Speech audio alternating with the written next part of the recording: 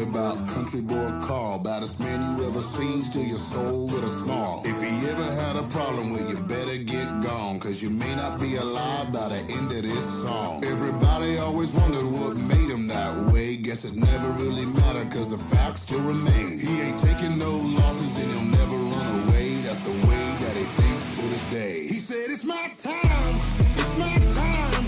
I won't lose and can't stop my drive. It's my place, and I can't wait, and I won't break, so get on my way. Oh yeah, it's my time, it's my time. I won't lose, can't stop my drive. It's my place, and I can't wait, and I won't break, so get on my way. Oh yeah, it's my time.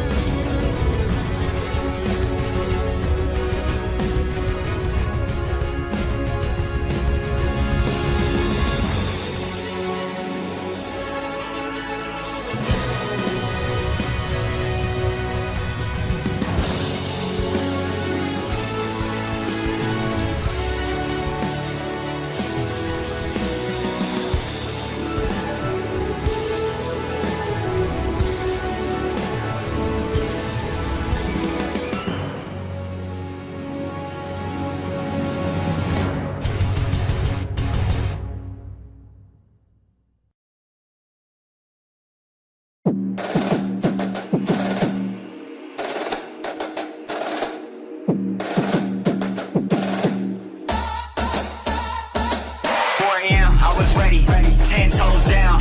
Trying to fill up stadiums, minimum sold out. Mind, body, and soul.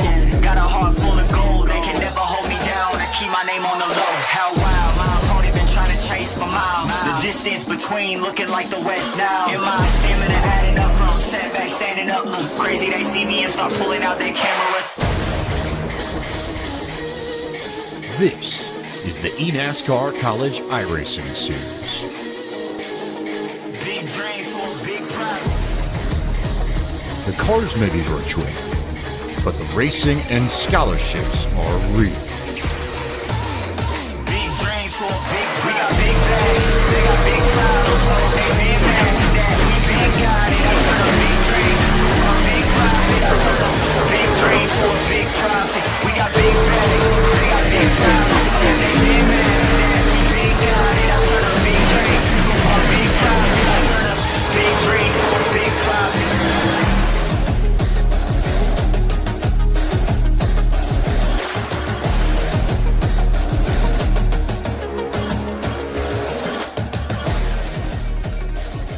Good evening, race fans, and welcome to iRacing's coverage of the third race for the 2024-25 eNASCAR College iRacing Series. Live tonight from the virtual Kansas Speedway in Kansas City, Kansas. I'm James Pike alongside Taylor Burris, and Taylor, this is one of the best, if not the outright best mile and a half on the sim in eNASCAR. So many options, so many places you can run at Kansas, tons of speed. You'll see so many drivers rip the fence. Some drivers try and drive down to the inside. So many different ways you can run this place. That's part of what makes it so exciting. Home to the closest finish in NASCAR history this year in 2024, and we're expecting to see the same type of outcome possibly even here tonight with these Xfinity cars racing at this beautiful mile and a half in Kansas. And James, I got to say, we're going to see some exciting drivers battling it out here from all across the country, representing their college colors. And I got to say, this one here was marked on my calendar as one of the favorites to watch. And of course, we look forward to seeing all of you guys here tuning in live to see the action as they get ready to do battle. A big night of eNASCAR ahead on eNASCAR.com/live. College Series tonight, along with the Contender Series a little bit later. Before we get going, though, a reminder that you can start your engines if you compete in the eNASCAR College iRacing Series and complete at least one time attack event. Because if you do that, you'll be automatically entered for a chance to win one of 8 prize packs, including a Logitech G923 True Force racing wheel and pedal set for Xbox or PlayStation, and $30 in iRacing credits. You can visit playflycollege.gg for more info on that. But yes, they do have wheels, and they are ready to give them away, help you potentially end up in the College Series. This is where we sit with the schedule. We alternate between the vehicles of the NASCAR Xfinity Series and Craftsman Truck Series. Tonight is our second race with the cars of the Xfinity Series at Kansas Speedway. One more race before the holiday break at Michigan in the middle of November, but tonight all focus on the mile and a half. Taylor Burris. Absolutely. It's going to be exciting to see how these all play out here. And there's a lot of great races still to come when we come back from the holiday break, as we work our way through Watkins Glen, our one and only road course for the season, before we wrap up the school season in April at the Homestead Miami Speedway, which we saw some great racing action at this past weekend of the NASCAR Series, and of course with the Xfinity cars. Did we ever see some fantastic action at Homestead Miami? Before we start looking too far into the future, let's focus on tonight. Let's talk a little bit more about Kansas Speedway. Taylor, take us through tonight's track analysis. Absolutely. Of course, this was part of the resurgence that we saw in the early 2000s with a mile and a half, but located in Kansas City, Kansas, USA, this mile and a half circuit has provided some great racing action since it opened in 2001. Of course, it's a debut race here for the College Series as well, but you're going to see a lot of drivers try to utilize that outside lane, try to ride that wall as best they can. But you can also see these drivers, if they take care of their equipment, you can also see them run multiple different grooves, try to run the bottom. Some will run that middle line as best they can. It's all about trying to progress your way forward and get that much needed momentum to win here at Kansas. Crazy to think that this is the debut race for the College Series, but it's a big night for all these drivers to get the opportunity to tackle this track in the nation's heartland. Let's take a look at our starting grid for tonight's race and show you where your favorite driver will roll out this evening. Daniel Falkingham, representing the University of Maine at Machias, sit down the fast time in qualifying at 30.892 to take the pole over Cal State Fullerton's Logan Clampett. Sacramento State's Dylan Altz and James Scioli of Eastern Washington make up the second row. On the third row, it's the University of Maine at Augusta's Parker White, the newly crowned Coke Series champion, alongside Virginia Peninsula Community College's Wyatt Tinsley. Daniel Nanny from the Ball State University will be in row number 4 alongside him from the University of Michigan, Matthew Zwack. John Forbes Jr. from Saddleback College, as well as also Daniel Silvestri from Virginia Tech, will round out your top 10. Connor Jafari in the University of South Carolina Beaufort and Peter Irons from Winona State University will round out row 6. Jordan Kuntz, the Charlotte 49ers, starts to the inside of row 7 alongside Jack Clemens, Hokie Hyde, another friend out of Virginia Tech. Aaron Brown will roll off from the 15th spot representing Eastern Shore Community College, and Jake Hall will do the Tiger Rag from 16th. He represents Clemson this evening. Jacob Bradley, the Purdue University in Indianapolis student, starts in 17th. 18th on the grid is Missouri S&T's Caleb Bryan. On, it's going to be A.J. Hyder from St. John's River State College alongside King's College, Douglas Newbigging. And then, of course, moving on to row 11 from Dallas Baptist University is Christian Charbonneau with Mario Miranda with the Sooners, University of Oklahoma. And then, of course, in row number 12 from the University of Nevada, Las Vegas, Nathan Scott, and Purdue University, Nick Lucci. Starting 25th this evening is Charles Wimbley out of Guilford College. To his outside, rolling off 26, Jeremy Burns, the Longwood Lancer. The Converse University Valkyrie, Jake Cummings, starts 27th. 28th on the grid tonight is George Mason, Zach Sprouse. It's Isaac Shelley representing UNOH, and Charles Etienne Boucher from Cégep Limoilou rolling off in 30th. Moving on to row 16 is Matt Spalding from Connecticut State Community College with Matthew Howard with Wichita State University Tech. Moving on is going to be Alex Manhattan from the College of New Jersey with Abraham Vila from San Jacinto College. And then moving on into row 18, Stephen Wilson with the University of Iowa with Jonathan Evans from Western Connecticut State University. Final 4 starters tonight. Big night for Lane Graves, multiple-time competitor in the A-Splits, the College Series, gets his home race tonight representing the Shockers of Wichita State. Drew Jua from Chattahoochee Technical College, Elliott White from Maryland, the Terrapin, and John Hagan, another Oklahoma Sooner, rounding out this 40-car field. Race number 3 of the College Series. Not many laps on tap for these drivers this evening. Lots of action to come your way. Here's your Live Tech G race analysis, by the way. Just over 135 miles, just under 270 kilometers. Fixed setups for all these races. Restart zone in effect. Drivers will have to pit at least once. 3 tire sets are available. Pit road speed is 45 miles an hour, and your race runs, as is the case at most mile and a half here. If we go green all the way, Taylor, ballpark 65 to 70 laps. Absolutely, but the thing is going to be you want to try to be smart with your strategy calls. Some drivers, like you said, will try to run it as far as they can with that fuel, but the tires are going to be critical here, and we'll see how important these drivers will choose when to come down pit road and try to get that advantage they need, especially when it wants to see who has the freshest tires towards the end of this race. Daniel Falkingham was victorious earlier this year, last season, in the College Series at Michigan. He will look to end this evening where he ended that night on top of the podium. He rolls off from the pole. They come underneath the flag stand. We are green flag racing for the eNASCAR College iRacing Series at Kansas.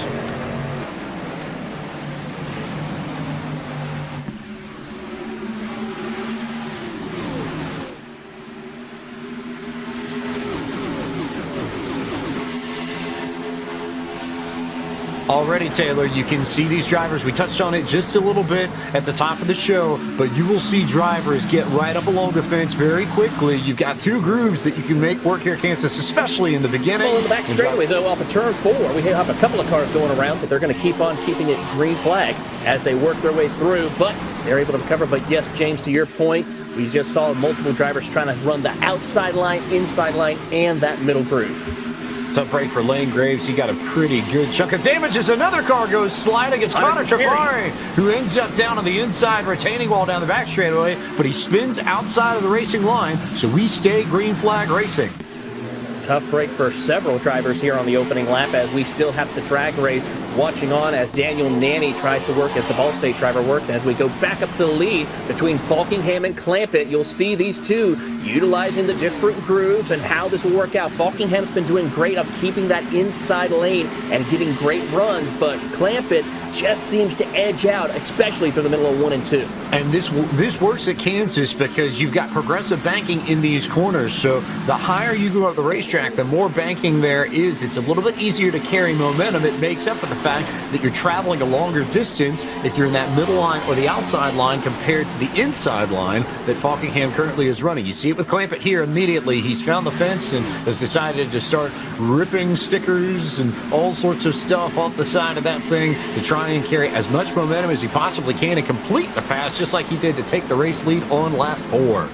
Don't want to rip too much stickers off these beautiful paint schemes, as we want to see these drivers represent their college colors. Don't want to get any of those stripes on the side of their cars as we watch Falkingham and Clampett zoned in, trying to get themselves situated in the early stages of the race. And we're going to watch Clampett now take to that middle line there. You see a little further back, one driver staying right up against the outside wall through the first couple of laps.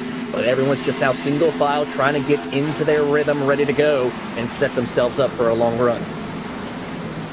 So Clampett now in control of this Falkingham, and then Dylan Alt in third position. Alt, driver for Letarte Esports in the Coke Series this past year, did not have the season he wanted in the Coke Series, but if you've watched Dylan Alt race in official and private league races on the sim throughout his career, Taylor, there is no car that he runs better in than this of the NASCAR Xfinity Series. He has a feel for these cars that are a little bit more low downforce, high horsepower, really intriguing package, especially at a place like this, and it's something that Alt has continually excelled at over the course of his iRacing career.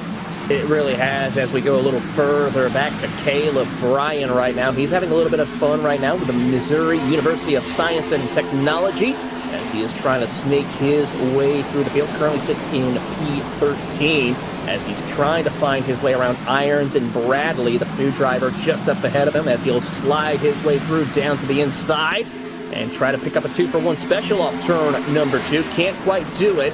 And in fact, Irons is going to go around and Bradley is going to try to propel himself through the middle lane.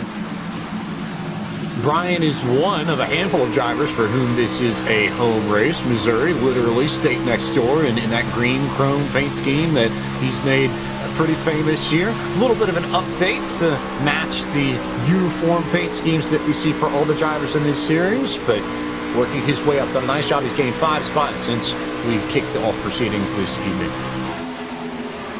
How about this battle here as we see Parker White, your 2024 eNASCAR Coca-Cola iRacing Series champion, going around the top side, and he is going to be shot out of a cannon out of turn number 4. He is going to try and complete the pass on race leader Logan Clampett, and in fact will lead that lap here as they go side by side through the middle of the corner. Falkingham's going to follow suit right there as 2 Chevrolet Camaros versus 2 Toyota Supras do battle off turn 2. Great momentum there for Parker White. He will take the race lead away from Logan Clampett. And while they battle, I noticed this on social a few days ago. I think it's really neat, really interesting, and a great way to showcase and a great sort of testament to the growth of sim racing that back in Norwood, Maine, where Parker White originally hails from, as we ride on board with Stephen Wilson, one of the local restaurants created a gigantic banner celebrating Parker's championship that now hangs outside of the restaurant there, so all the locals can pay homage to their eNASCAR champion for 2024. Really neat to see that from the folks up in Maine. Stephen Wilson, yet again, another driver for whom this is a home track of sorts, but the Iowa Hawkeye, former Coke Series champion, working his way through the middle. Did not qualify all that well, but he's making plenty of moves. Started 35th, already in 17th. Hardest charger of the night so far. Nearly had an issue right there with Mario Melendez. They made contact coming across the front straightaway as Melendez still getting loose to the middle of the corner. You got the Purdue driver Alucci right there behind as they try to work their way through, but some close for comfort right there for the driver of Stephen Wilson as he's trying to get back into the fight. Wilson not afraid to run that second line. If you have a good handle on your car and you don't over-rotate it through the corner, you can really make some time and conserve tire because you're running where not everyone else is. We're seeing more cars, at least to start this run, on the bottom than I think we anticipated. So Wilson just zigging where they zag, going where everyone else is not, just to take advantage of the space and the clean air and make a move. Meanwhile, Buckingham's going underneath Parker White to get the lead away and go back to P1. He will complete the pass out of the corner, but will White carry the momentum to shuffle down to the inside or the outside, or will he tuck in line? Answer is the third option. So White will tail in right behind Buckingham, and we've got two Toyotas pacing this field after 12 laps complete. Keeping an eye here at that battle for the race lead, and that battle for 15th works their way through, and it's a hornet's nest as you have about 8 cars battling for the race lead, and then you have, of course, that battle further back. As we watch this work their way around, we'll pick up, of course, the battle with Wilson, Miranda, Bryan, and Coombs as they do battle here for position off of turn number 4. Irons is trying to check away from these 5 to 6 drivers as he tries to run that inside lane right below the white line here, which is legal to do. No pressure here for Irons as he continues to try to pull away as we watch the battle between Miranda and Wilson. It's going to be exciting to see who comes out on top with this one. Miranda, the Sooner, out of the SEC. Going to take some time to get used to that, but Iowa still in the Big Ten as we know them and know them well, as there may have been contact there middle of the corner between Bryan and Miranda. Wilson had to check up. He slows up, goes up the racetrack. That may give the opportunity for Nick Lucci to get underneath them, as the Purdue University in Indianapolis student will get the spot, at least for the moment, from Wilson. But Wilson, yet again, in that middle lane, will be able to get a better exit out of turn 2 and maybe pass Lucci back down the back straight.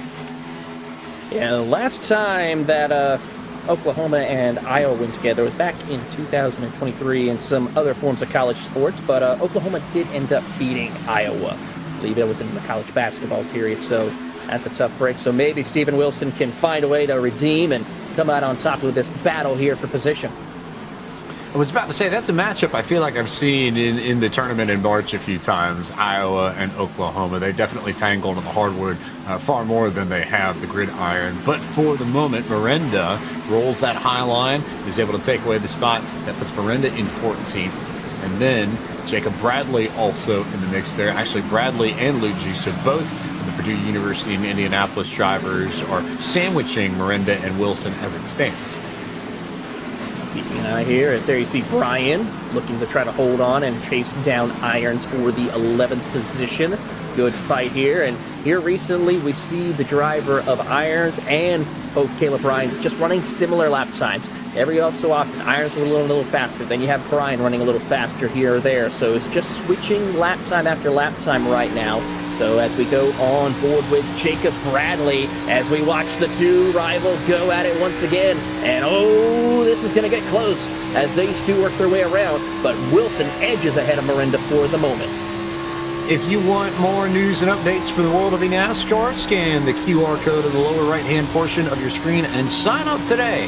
For more information, fill out the form that'll come up, and you will be plugged into everything in the world of eNASCAR, courtesy of iRacing, the official simulation partner of NASCAR. We continue to ride on board with Jacob Bradley out of Mooresville, Indiana, not North Carolina, Indiana. Mechanical and motorsports engineering major. Here's his Purdue University in Indianapolis teammate, Nick Lucci. How about the setup he's got right there as we watch and ride on board with him. Of course, hometown for him as well, for Topeka, Kansas. The caution is out. Yellow flag is out for the first time this evening. I believe Jake Cummings is the driver that has ended up in trouble to bring out our first yellow on lap 19 of 90.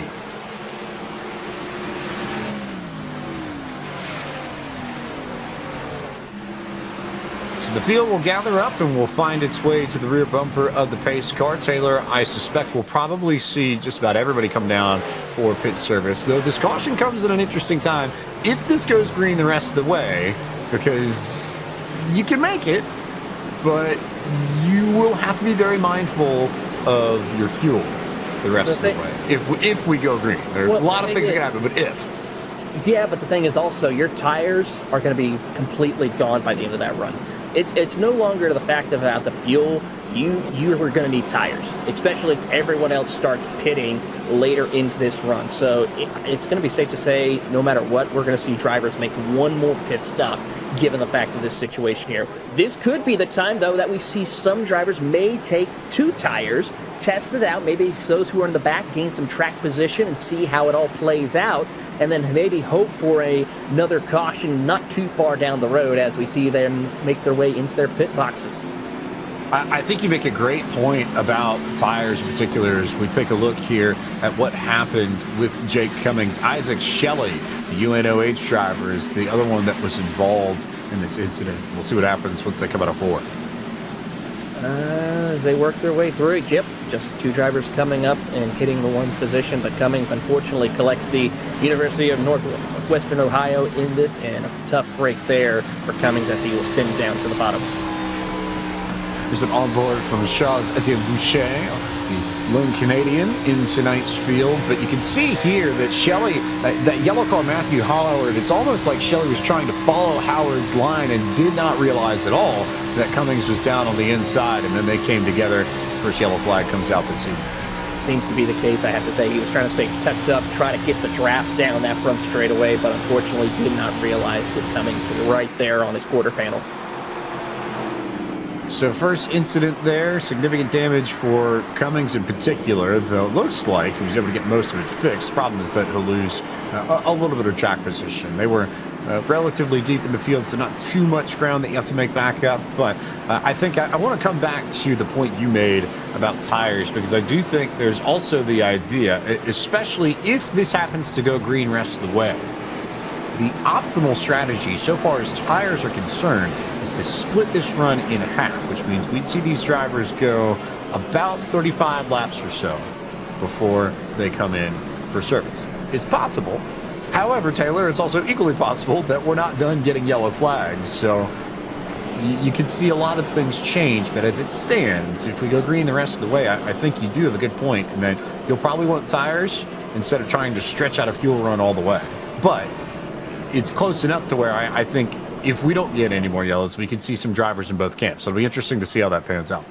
Well, I can confirm pretty much everybody there has come down to take 4 tires. No one decided to take the 2-tire strategy, especially this early on. So pretty interesting to see here.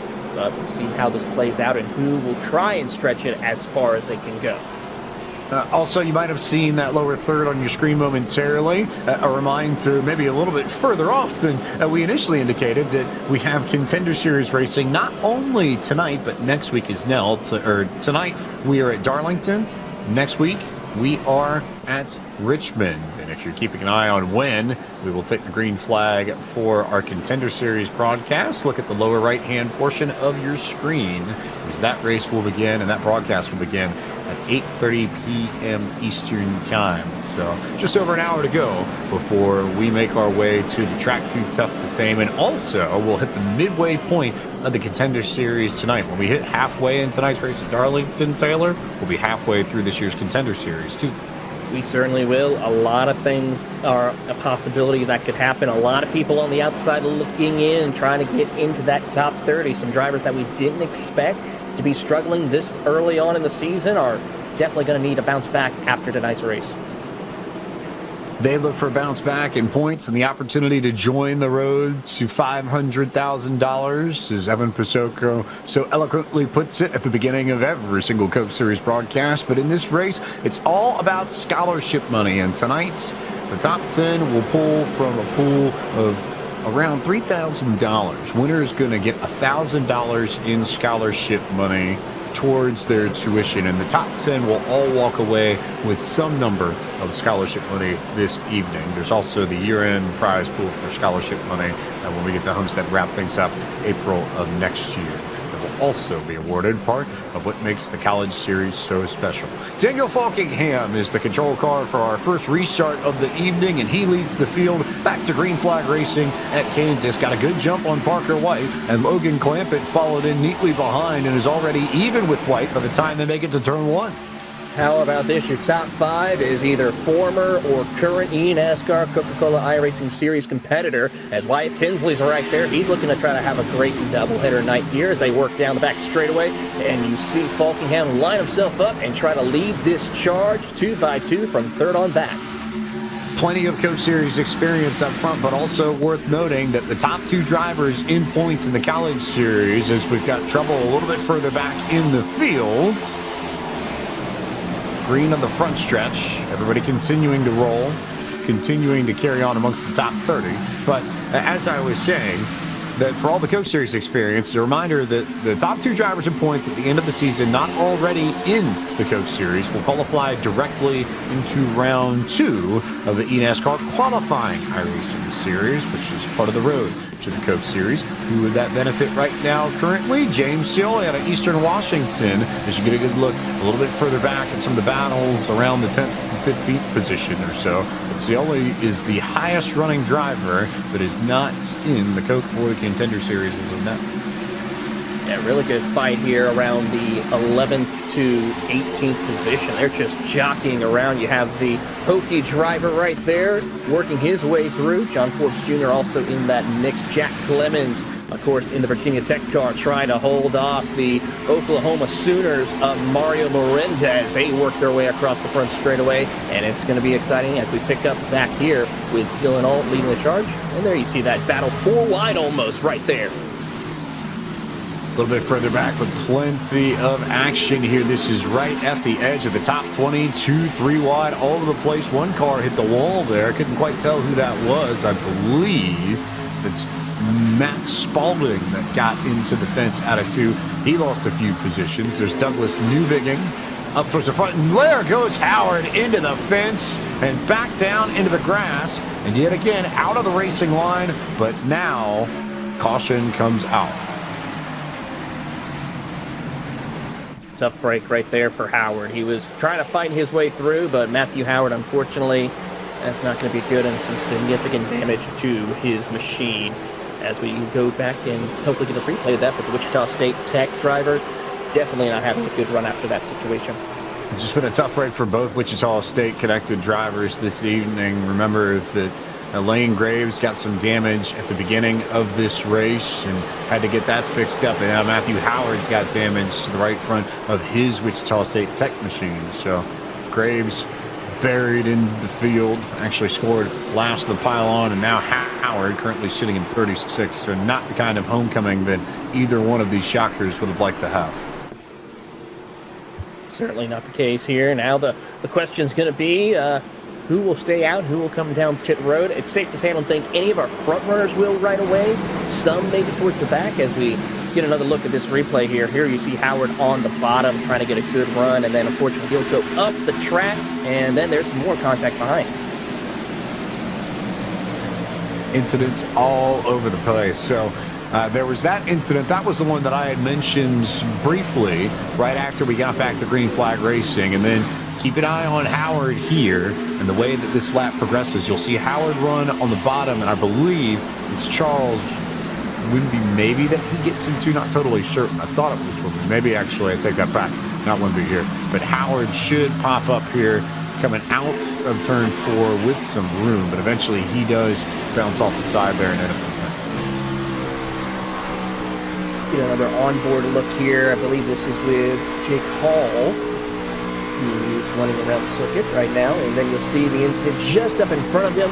Does a great job to just split the difference and survive that incident right there. Great drive to recover for the Clemson driver. I think it's a great illustration of the funneling effect that you see, especially in turn 4 here at Kansas. That angle that you have to carry to get out of that corner and down the front stretch is tighter than I think a lot of people would initially give it credit for. And more often than not, you'll see drivers, especially on restarts when they're packed together, run up into each other's lanes, end up into the fence, pinching each other up towards the wall, and you end up with trouble like we just saw between Winby and Matthew Howard, who's gotten some of the damage repaired on his machine but still has a little bit to go. Also worth noting that everyone from 25th on back, so Jonathan Evans, Jacob Bradley, Elliott White, John Hagan, Alex Manhattan in particular, all came down for fuel And I think those 5 cars will be worth watching depending on how this pans out, because we know that they are good to go if we go green the rest of the way no matter what. We believe that everybody else has a shot at it, and especially with the yellow flags, it'll definitely help. But that group there, we know can make it at least to our scheduled distance. However, there are green-white checkers available as well.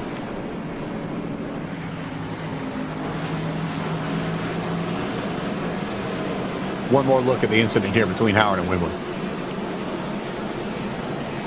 You'll see him right there make the contact up the track, and there you see, of course, Jake Hall being like, of course, the running back, Phil Mofta Sr. that is over at Clemson as he breaks through the offensive and defensive line to run away from the incident. But a great drive for him as he works his way through. But unfortunately for Howard, tough break. Does that count as the A gap, I suppose, perhaps? Just found his A gap between the line and shot on through? Yep, trying to get through the goal line.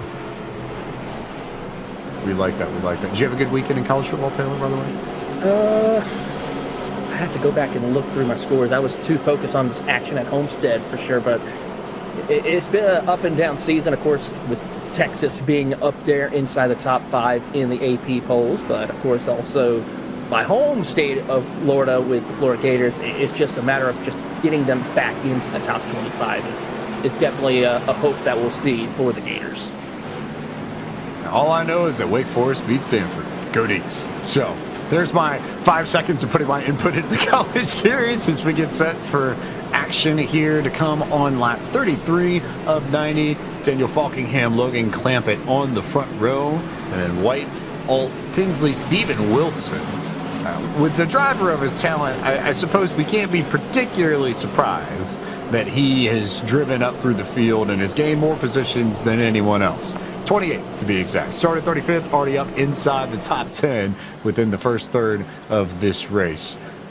Don't sleep on the Iowan. We will potentially hear him say go Hawks at the end of the night if he keeps up this pace, but you've got plenty of competition. And also, I think we also need to give a call to James Sealy too, who's been top 10 all night long. Plenty of pace representing the Eagles of Eastern Washington. Really, really solid run for him so far. Hey, he's been one of the best drivers who is a non-Coke or former Coke competitor all season long. Definitely looking forward to seeing what he can do the rest of the season, as there we see the pace car make that hard left turn down on the pit road. Race car pulls off once again. Daniel Falkingham in control of this. He goes that outside line, continuing to struggle to maintain pace. But Parker White got a really, really good jump. He's going to clear Logan Clampett. And we might just see Wyatt Tinsley maybe do the same, but Clampett gets the momentum rolling middle of the corner, and now he'll fight Tinsley for that third spot. How about this battle right here with Clemens as well as also Mario Miranda? Then you see the University of Las Vegas right there in the middle as they go right to the top side of the racetrack, hug that outside wall to just power their way through as we go back up to the front of the field. Rebel with a cause, I suppose, as the UNLV drivers work their way up through the field, meanwhile still door to door amongst our top 5, and then they've already strung out back towards the end of the top 10, and it's right about where Nathan Scott is, our UNLV Rebel in this field in 12th. That's where you're seeing some of the side-by-side battling further back in this field start. See how this all works their way through as they continue on with battling. Parker White goes up the track just a little bit as we watch Boucher now trying to find his opening to the inside of Hall. Charles-Etienne Boucher, a freshman in mechanical engineering major at Cégep de Malou, representative out of Saint-Martin-de-Vos in the province of Quebec. Working that high line, at least high line amongst the group here, middle lane though, but you can see how loose these cars get in the middle of the corner. I love this camera for that reason, Taylor. You watch how much you bobble, you weave, but you also see how much these drivers are finding speed by finding the edge of how much throttle you can use to turn the rear of these cars. Absolutely. You see how much wiggle they're working their way through, how much they're having to get control of their cars as they still go 3, almost 4 wide, 2 rows deep as we watch Vila trying to snake his way through trouble, though. 1 car is around, that's Coot, as he will come back up in front of the field. And that collects about 4 or 5 cars right at the exit of turn 2. Peter Irons is all torn up on the rear end, damage on the front end as well. Yet another caution, I believe that's the 3rd of the evening. It started with Kuntz, but it collected a few others as well, Taylor. It certainly did. Tough break, especially for Irons, who was having a decent run inside the top 15, as he will be pretty much out of contention with the significant damage to the nose of his machine. And we'll see how this all plays out. But a couple of cars skating their way through after that chaos. Tough break for Irons, for Kuntz. Aaron Brown got some damage, and poor Matthew Howard got swept up in this again. Kuntz, the green and white car, though, just towards the center of the screen. That's the first one you want to watch. There's a contact from Irons, middle of the corner, that starts all this. It certainly does. And then back up in front and collects, of course, the drivers of Vila and another competitor. I believe that was Burns also collected up in there, along with Jake. And then, of course, Matthew Howard back on pit road, Peter Irons. So one car is basically not going the correct direction. Aaron Brown, as we ride on board here, as they see the chaos ahead. You see all this pop up, you know they're going to come up the racetrack, and then it's a bit of a guessing game to figure out whether or not you need to go high or go low, and they didn't come down immediately, so low was the answer to get out of that. I believe that was Alex Manhattan who was able to sneak underneath that incident and get a few spots out of it. And then we've got more drivers coming in, and a good chunk of the field this time now coming in for service. So we're going to see two tire strategies more than anything else here. We certainly are. It's just a matter of how much along they were going to work it and how it'll play out for them here as they continue working their way through. But Brown, significant damage as we are back underway with caution, see who will get some much-needed adjustments at this time. We talked about it a little bit in this broadcast already, but we'll remind you again that the drivers who are not in the Coke Series coming into the end of the season, and those who are trying to fight their way in potentially, or those who might not even be bothering with the qualifying series, top two in points will go to round 2 of the eNASCAR qualifying iRacing series, which should begin next July. And round 2 will expand as a result from 2 races of 35 trucks to 2 races of 36 trucks in 2025. If you're keeping score and you're wondering who's in contention for that, right now, entering this race, the 2 drivers that would receive those places in the qualifying series off of their runs in the first 2 races would be George Mason's Zach Sprouse and Oklahoma's Mario Miranda. To me, hearing that, not a huge shocker when I consider that Zach Sprouse has tons of experience both in the sim and in real life. He's a Virginia Mini Cup racer and has done that all throughout 2024. And then Mario Miranda has also gone racing with a Legends car in real life. So it's 2 drivers that can get it done both in the sim and in the real world too. Plenty of experience, plenty of talent in that sense. Very fitting, I think, that they are in a really, really good spot in points entering the season. Absolutely, and it's great to see these drivers work their way up through. And we see here a couple of other drivers. There's Connor Treferi from the University of South Carolina, Beaufort, home of the Sand Sharks, as he is going to have to work his way through with some situations. But he's been up in that midst of that field here occasionally, having some decent runs, and of course we'll see how this will all play out for him as he's trying to get up into the field and has had a couple of up and down situations. But Treferi definitely been one to keep an eye on, especially after his issues. And then, of course, the Ball State University of Daniel Nanny been inside the top 15 most of the race as he is trying to fight his way through. Yeah, so when your producer is a Ball State alum, you are guaranteed to see a good chunk of Ball State content on these College Series broadcasts. So, Daniel Nanny representing Clinton Township, Missouri, and also representing some of the MACtion for us. We love some midweek MACtion here in this household. Here's St. John's River State College's A.J. Hyder out of St. Augustine, Florida. Really neat colors on that car. Very sort of oceany fitting, I guess, for a Floridian to have a car that looks like that.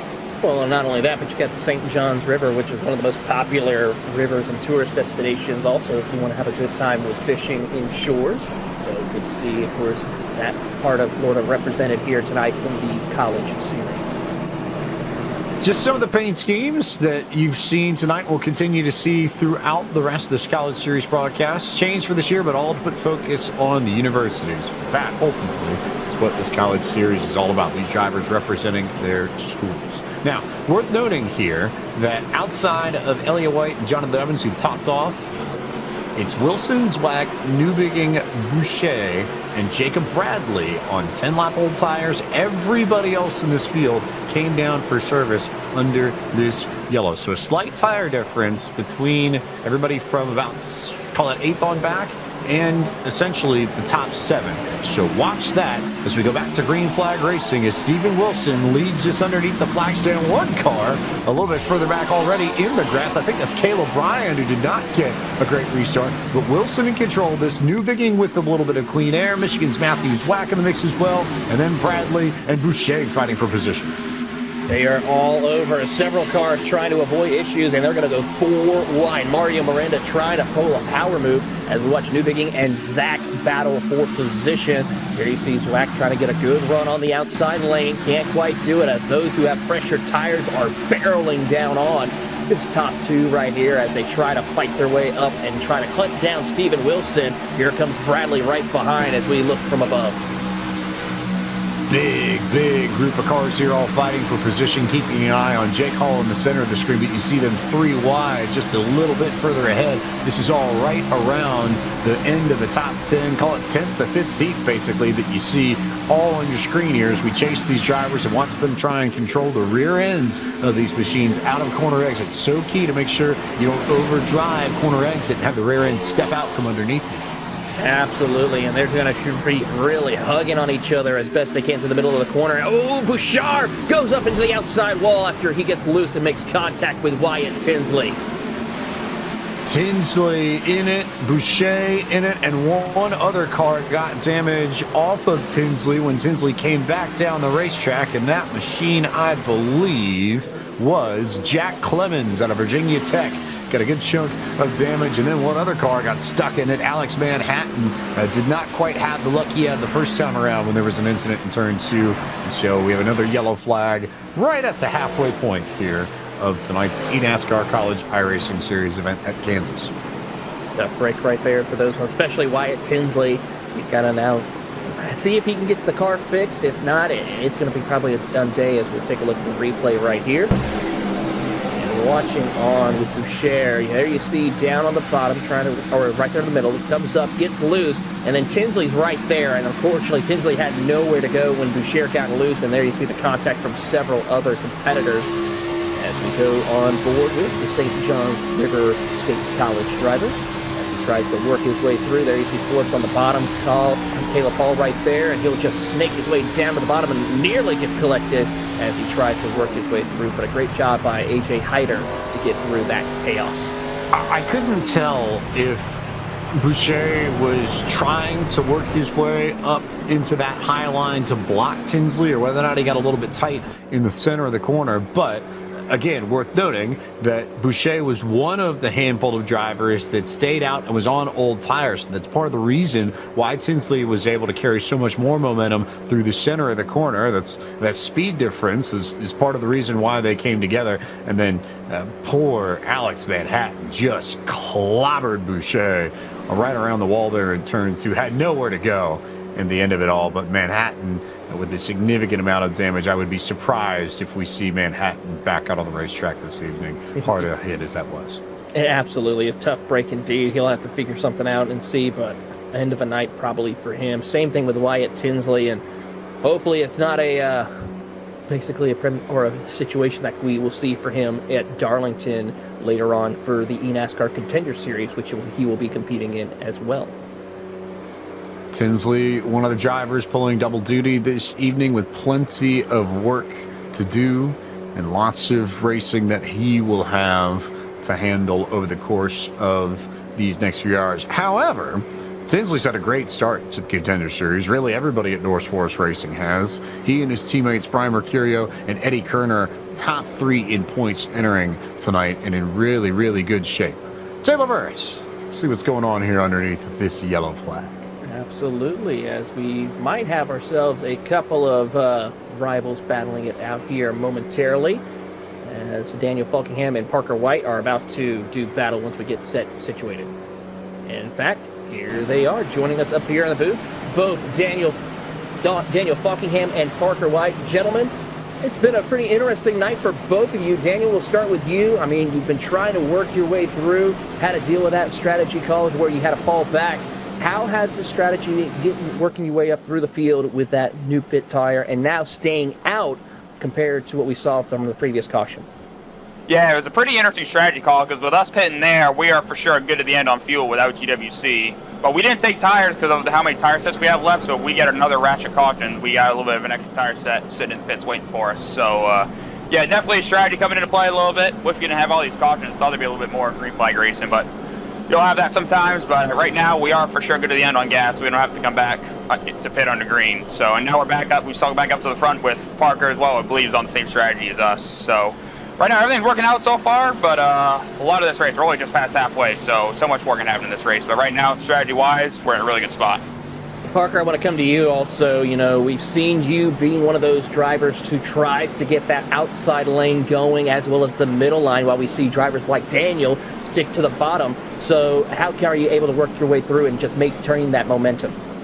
Yeah, really just want to run the top when you want to gain some positions or defend. So that's really just what I've been using the high side for. And then when I don't have anyone pressuring me, I'll just run the bottom and save the tires. Absolutely. Well, gentlemen, good luck as we're getting ready to go back green flag racing here, as you'll lead us to the green momentarily. There's your front row teammates at North Forest Racing in the Contender Series, representing their own schools, though both representing the state of Maine, wildly enough. Falkingham representing the University of Maine at Chias, White representing the University of Maine at Augusta.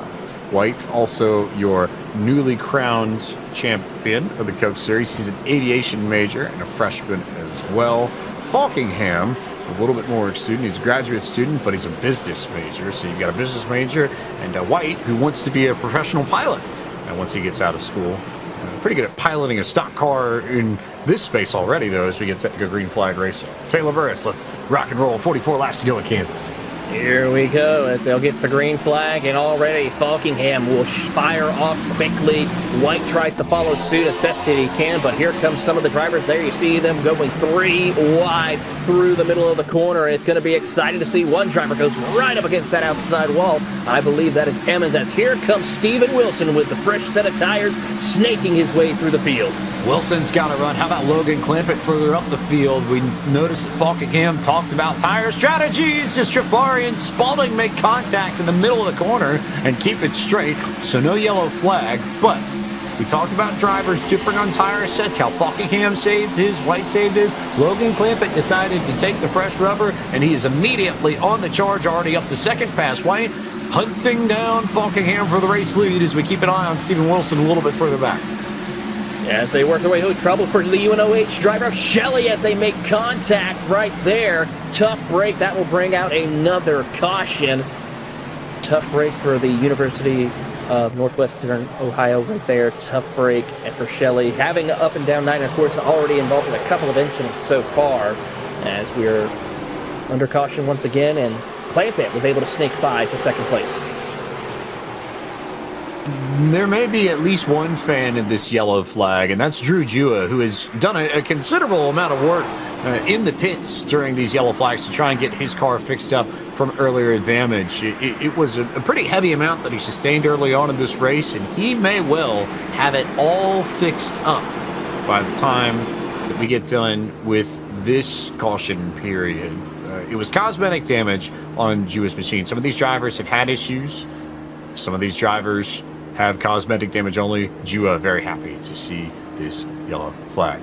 Tonight's broadcast of the eNASCAR College iRacing Series is brought to you by Logitech G.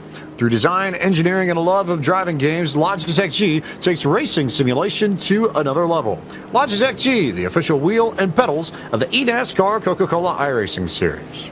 And by Playfly College Esports. It's a new name, but the same amazing experience. Visit playflycollege.gg for collegiate esports competitions, merchandise, news, and more.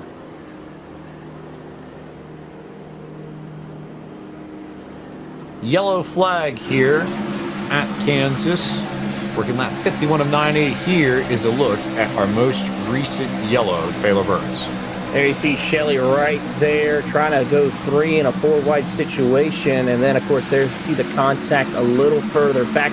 Almost does a great job of saving it. Comes back up on the racetrack, though, and collects another driver in that situation. A tough break.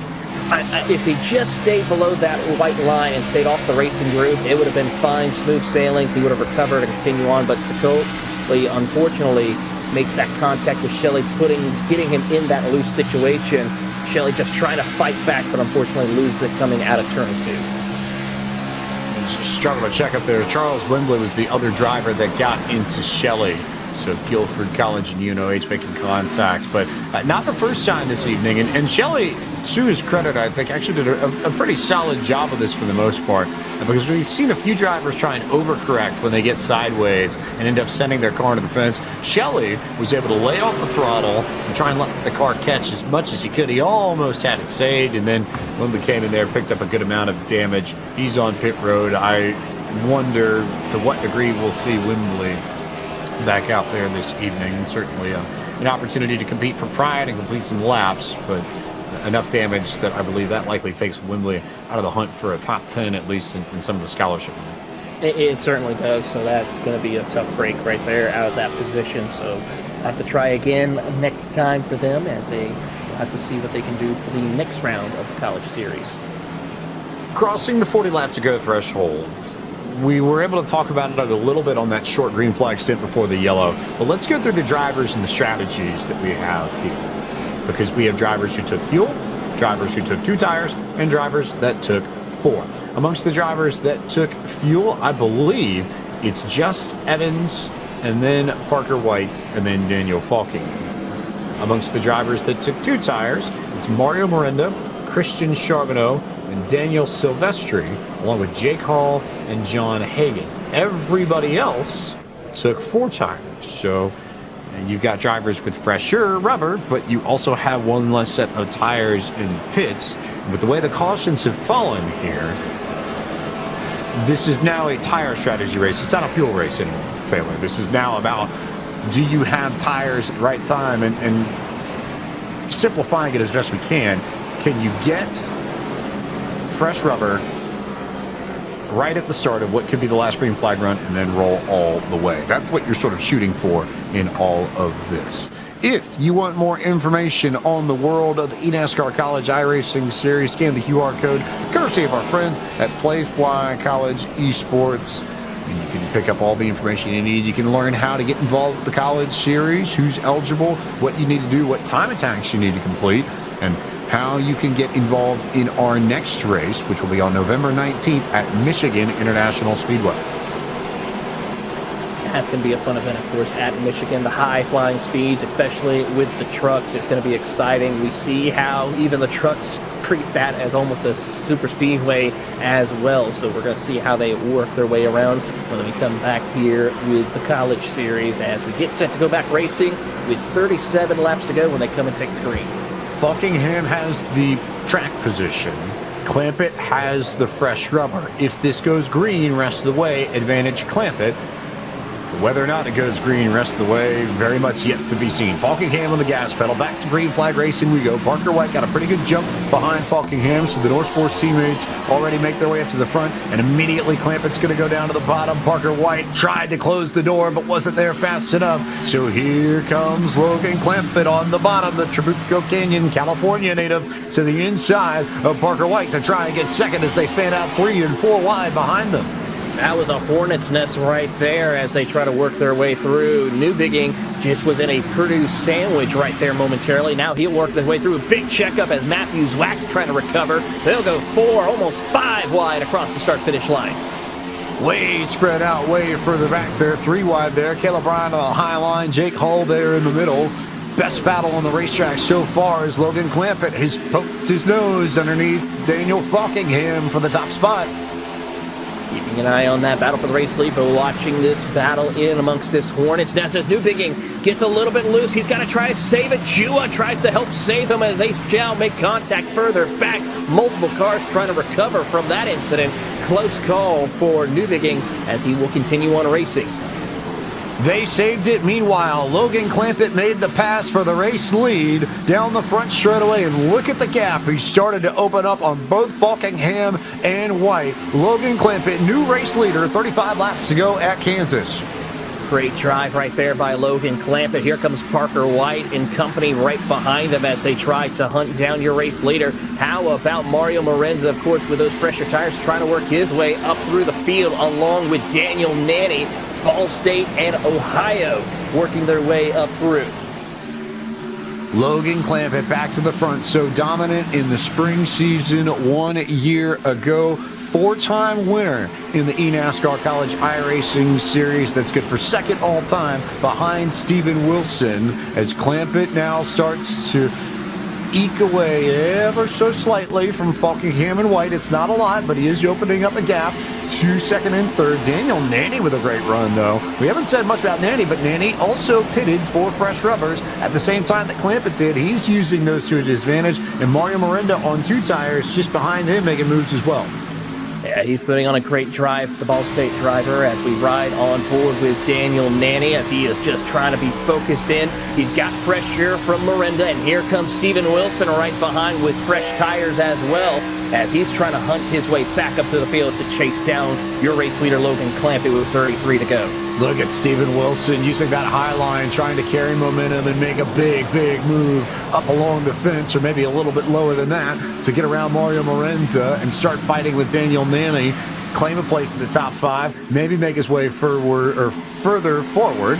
And Wilson has that high line, pinches Miranda, makes contact with Miranda, and the entry to turn 3. And Wilson, with that contact and the speed, not only is going to get Miranda, he may duck to the inside to try and get Nanny too.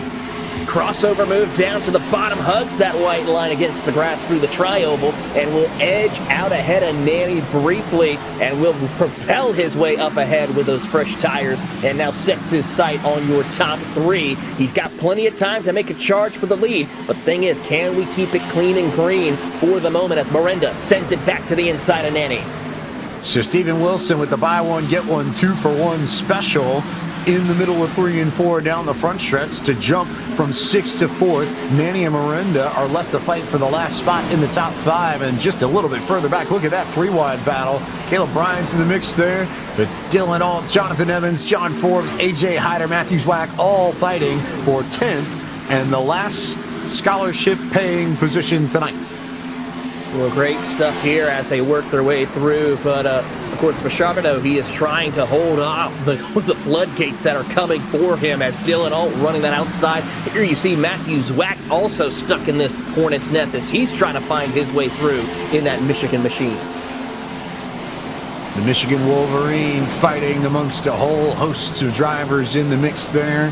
Jonathan Evans, John Forbes, Matthew Zwack, and just not anywhere in particular to go. Meanwhile, Wilson has been able to draw up to the rear bumper of Daniel Falkingham, one of the drivers that stayed out on old rubber. With each passing lap, that decision looks worse and worse. He needs a yellow, I think, of some form to really swing this back in his favor, because he just does not have the raw pace of a Clampett or Wilson. And now the question will be, as Wilson takes over the 2nd spot, when we start looking at the stopwatch, what kind of laps can Wilson throw down to potentially try and run down Logan Clampett?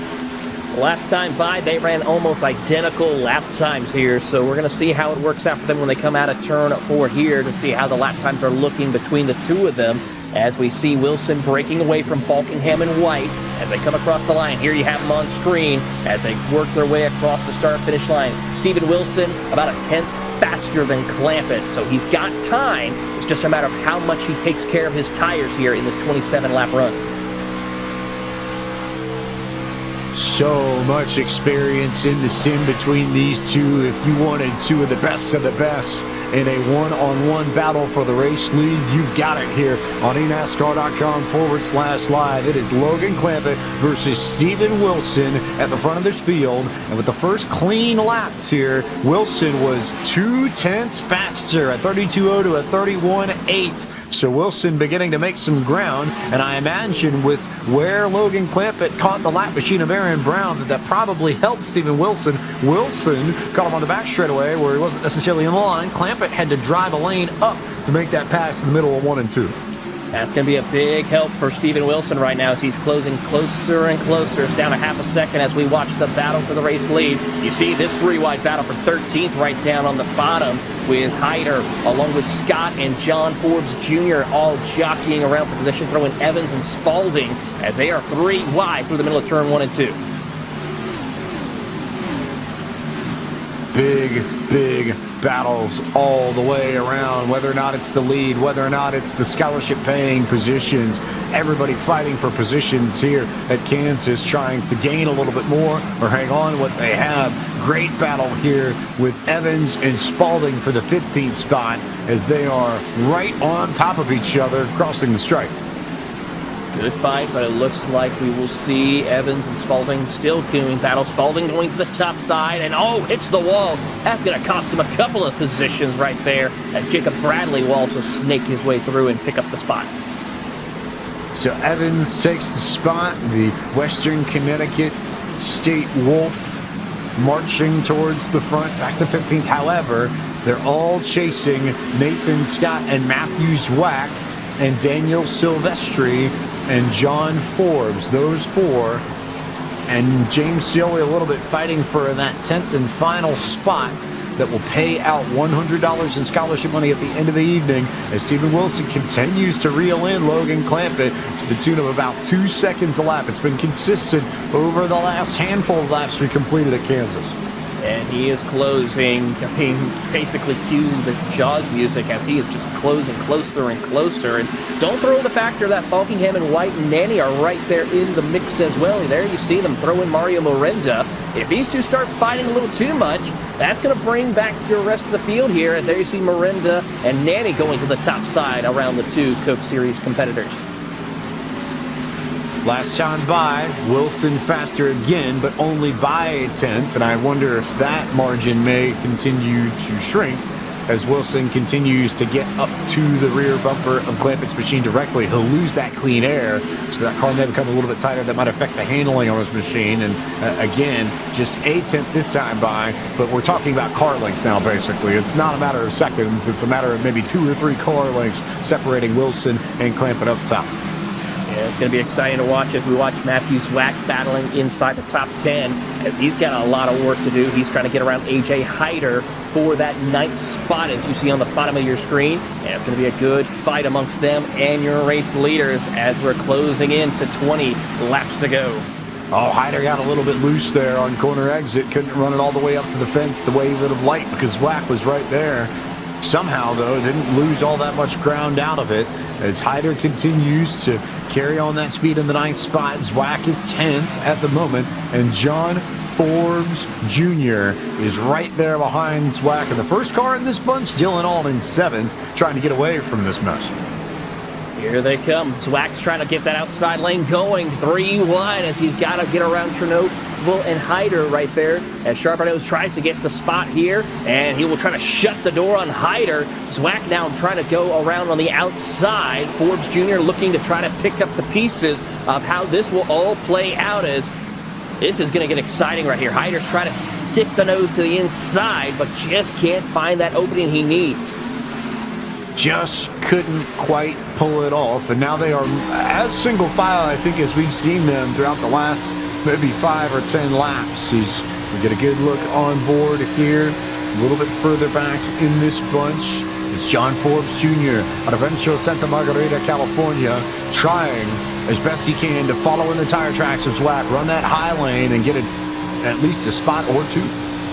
Bobcat driver of Saddleback College, John Forbes is just really, look how much he's sawing on the wheel to try to make sure he can get through the middle of the corner. Tries to get a straight line, sets himself up. Let's see where he decides to go. Middle lane is the preferred line for him at this time. He's trying to look to the inside of Zwack, trying to see if he can split the difference, but so far not going to work for him as he tries to hold and find the opening he needs to get the positions. Watching this, it's a great place to watch this 3-wide battle, but I think Forbes would almost rather be in it knowing that he's just on the edge of a scholarship paying position. Meanwhile, further up towards the front as we look on board with Matthew Zwack, the Monroe, Michigan driver, trying to maintain a spot in the top 10, but Wilson has hit a wall now that he's caught up to Logan Clampett. The arrow wall that you talk about with these cars and the way they tighten up when they tuck in behind somebody, especially if you're running in relatively clean air in your single file. It's exactly what Wilson is experiencing. That car is tightened up considerably, and he just can't drive up to the rear bumper of Logan Clampett at this point. So Clampett's been able to maintain that gap about 2 or 3 car lengths, which is all to say you're not missing anything up at the front. We're keeping our eye here in this battle around 10th. This is the best battle on track right now. Absolutely, and Matthew Zwack has broken into the top 8 as here comes the Western Connecticut State University driver of Jonathan Evans, home of the Wolves, trying to fight his way through as he's trying to see if he can have a shot of a top 10 finish and maybe get into the cash-paying positions or the tuition-paying positions. We'll see how this works out for him. He's got a little work to do as he tries to dive it to the inside of Nathan Scott. If there's anything that stands out to me, at least over the last few laps, it's that with the way all of these drivers have been racing, Alt and Zwack in particular have been able to get away. Charbonneau's maintained a little bit of a gap. This battle now is really between Forbes, Hyder, Silvestri, Cioli's there, Nathan Scott, Jonathan Evans, Jacob Bradley, Elliott White. Everybody back to 17th, I think right now is a legitimate chance to get a top 10. Absolutely, and they're going to fight hard till we see that checkered flag fall as we see Forbes Jr. go take the high side around Hyder. But Hyder, as we see one driver into the wall, at Silvestri, hits the outside wall. He'll drop back multiple spots. A tough break for him. He's got to gather it back up, try to get that momentum wound back up for him, and go back at it once again. So Hyder now in the 11th position. Forbes has started to sneak away, and Forbes has started to get away from all this battle as Silvestri put himself in the fence. Meanwhile, here's the look at that gap that Wilson has not been able to close, and you see what he's trying now, recognizing that running the same line won't work. Wilson's starting to search for clean air. That, more than anything else, to the Iowa Hawkeye, is the most important thing at this stage. Just not running behind Clampett so that you can find a little bit of pace somewhere else. It's not going to happen if he traces Clampett's tire tracks. Yeah, he's got to find a way to pop the bubble that's in front of him right now. That air pocket that he's got to try to find that opening to where he can get to the way of finding the opening. But look behind him right there. You see Daniel Nanny, the Ball State driver, really putting on a lot of pressure on Parker White behind him. And he is really getting that outside lane working out for him as he tries to put the pressure on Parker White. He'll send it down to the bottom of the racetrack through 3 and 4 as we pick up this 3-wide battle as they have caught Dylan Alt. So Dylan Alt now a little bit further back in the mix. Alt had just started to scoot away, and all of a sudden he's further back, and now he's dead center of this as Charbonneau's in the middle of that 3-wide stretch. But this is all the battle here for the 10th position. Zwack is now the one that started to get away, but Alt, Forbes, Charbonneau, Hyder, Cioli, Evan Scott, Silvestri, White, take a pick if you want, but all of them with a shot here inside of the final 15 laps. It's going to get exciting here amongst them as Forbes is trying to find the opening he needs to get around Dylan Alt. He's trying to get that inside lane going. Alt has been very consistent, staying to that outside lane every single lap that we've been green flag, but he's starting to struggle a little bit with the handling of that Camaro. He's got to be careful with that. That could be a big detriment for him if he's not careful and could easily scrape that outside wall like we saw with Silvestri. Dylan Alt continuing to work that high line and trying to hold off everybody else. Big move there. A little bit further back from Jonathan Evans to slide it up right in front of James Cioli, who immediately responds with a dive down to the inside. Forbes, though, starting to get away from everybody else here. That car has had some pace out of Saddleback College, and Forbes has done a very nice job of just patiently biding his time, waiting for these battles to really take shape ahead of him, not burn off his equipment, and when it's now come to the final 10 laps, when it really does matter, he started to make moves. Battle for third, your lower left. Battle for the lead on your lower right, as Daniel Nanny tries to get a podium spot off of Parker White, but White has immediately responded by running up to that high line, taking the air away from the nose of Nanny. And Nanny, I believe, will now have to find somewhere else to go run if White continues to ride this high lane. Yeah, it's going to be a tough ask right there for Nanny. He's now realizing Parker White's going to take that line that he's been running so well at these past few laps, and now has to struggle with the aero block that he will be receiving from Parker White. Same thing that we're seeing from your second place driver of Stephen Wilson. Can't find the opening as we watch this battle for 10th. Dylan Alt, John Forbes Jr. Hyder and company all just trying to find their way back through the field, 3 wide, a little further back. So again, we keep our eyes on this battle a little bit further back. Charbonneau, Hyder, and Scioli have started to separate themselves, but this is the battle where everyone else is trying to scramble, because now this isn't necessarily about the scholarship money. This is about trying to get back to the battle for the scholarship money. And these drivers here, from basically Scioli on back, are starting to lose ground in this fight. Well, they certainly are. They've been putting a lot of pressure on their tires here. They've been running for the longest stage pretty much of this race so far, and it's starting to wear out on them right now as we watch them work their way through. That driver of Scott doing everything he can to maybe have a shot of a top 10 as he is just trying to get that outside lane going, but the problem is he's got too many drivers in front of him. That can cause a big issue for the aero and the handling of his car. The deep navy blue and red machine there of Charbonneau that you just saw on the screen, that's the car in 10th right now. That's the final scholarship paying position. So that's the one that all these drivers from Hyder and Scioli, Scott and company, they're all chasing, the Dallas Baptist Patriot of Christian Charbonneau with 5 laps to go as you keep an eye on the battles here for third in the lead. Nanny's been able to close a little bit on Parker White, but no changes yet amongst first or third. No, there's no been changes. Nanny's been putting a lot of pressure on Parker White. The Parker's just been smooth and consistent with holding off Nanny here. It's just aero blocking as best he can, putting that pressure on where Nanny's got to start and search for grip. But this battle for P9, though, between Alt, Charbonneau, and, of course, AJ Hyder, that's where it's exciting, because that is those final couple of points or positions for the tuition payout here. They are really trying to fight their way through it. Alt gets a little loose off turn 2.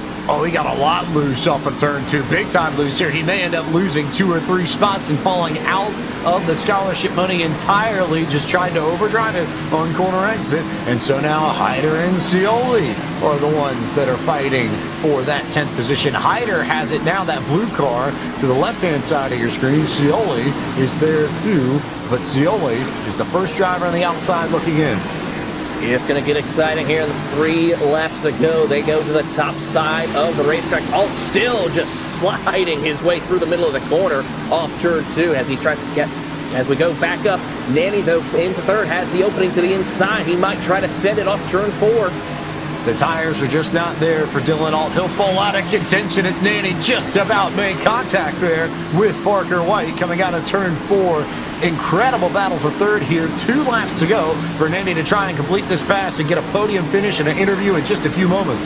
He's going to try his best as he tries to push the driver of Parker White up a little bit further, get him loose, try to see if he can snake his way up into that podium position. Watch him set it here. Caution is out. Yellow flag is out to bring out a green-white checker. What do you do if you're Logan Clampett and you have the race lead? This is the nightmare scenario for the Cal State Fullerton Titan. It really is, and I don't know what is going to be the game plan for him. I mean, you come down pit road, everyone else could decide to stay out, and yeah, you have fresh tires if you do, but you got to fight your way through the field. But if you stay out, everyone else could come down pit road and get fresh tires, and you're stuck out there with no tires at all. If there's anything in his favor, it's that you know almost for certain that someone's going to come in for tires, and you think probably more drivers than not will come in for tires. And Wilson, I imagine, will too, because I think Wilson probably knows he's not winning this race if he doesn't try to get tires. But you could also try and lock down some scholarship money too, maintain the track position and figure out things. But no chances taken across the board. Is anyone going to gamble on track position? Absolutely not. Pretty much everybody, I think, on the lead lap is going to come in for service. We'll keep an eye on who goes where as Jake Cummings gets spun down pit road. He makes contact with Zach Sprouse, and those two come together for pit service. So Cummings is going to lose a tremendous amount of track position, but just about everybody came down pit road. We're going to look here at what brought out the yellow flag. As we see drivers trying to negotiate lap traffic here, and there you see Alt just getting loose again, gets a stack up Bradley, and then of course Spalding had nowhere to go as he gets collected by Bradley off turn 2 right there. So a tough break indeed. And that was just all trying to hang on to it, but you could tell just with the way that car was sliding around, especially middle of the corner to corner off, that he had done a number on his Goodyear Eagles, and there was not much left in those tires, and eventually you just don't have the grip you need to make the turns that you want to, and that time he ended up at the fence and completely reset the end of this and changed the game a lot, because there are some drivers that decided to stay on 2 tires instead of 4, and they are John Forbes Jr., Mario Miranda, Nathan Scott, Jake Hall, and Daniel Silvestri. So this is a pure strategy play from all of them to try and either get scholarship money or, in the case of Forbes, maybe the race win, which has made all the more intriguing because before Forbes represented Saddleback College in this series, it was Clampett who represented Saddleback College.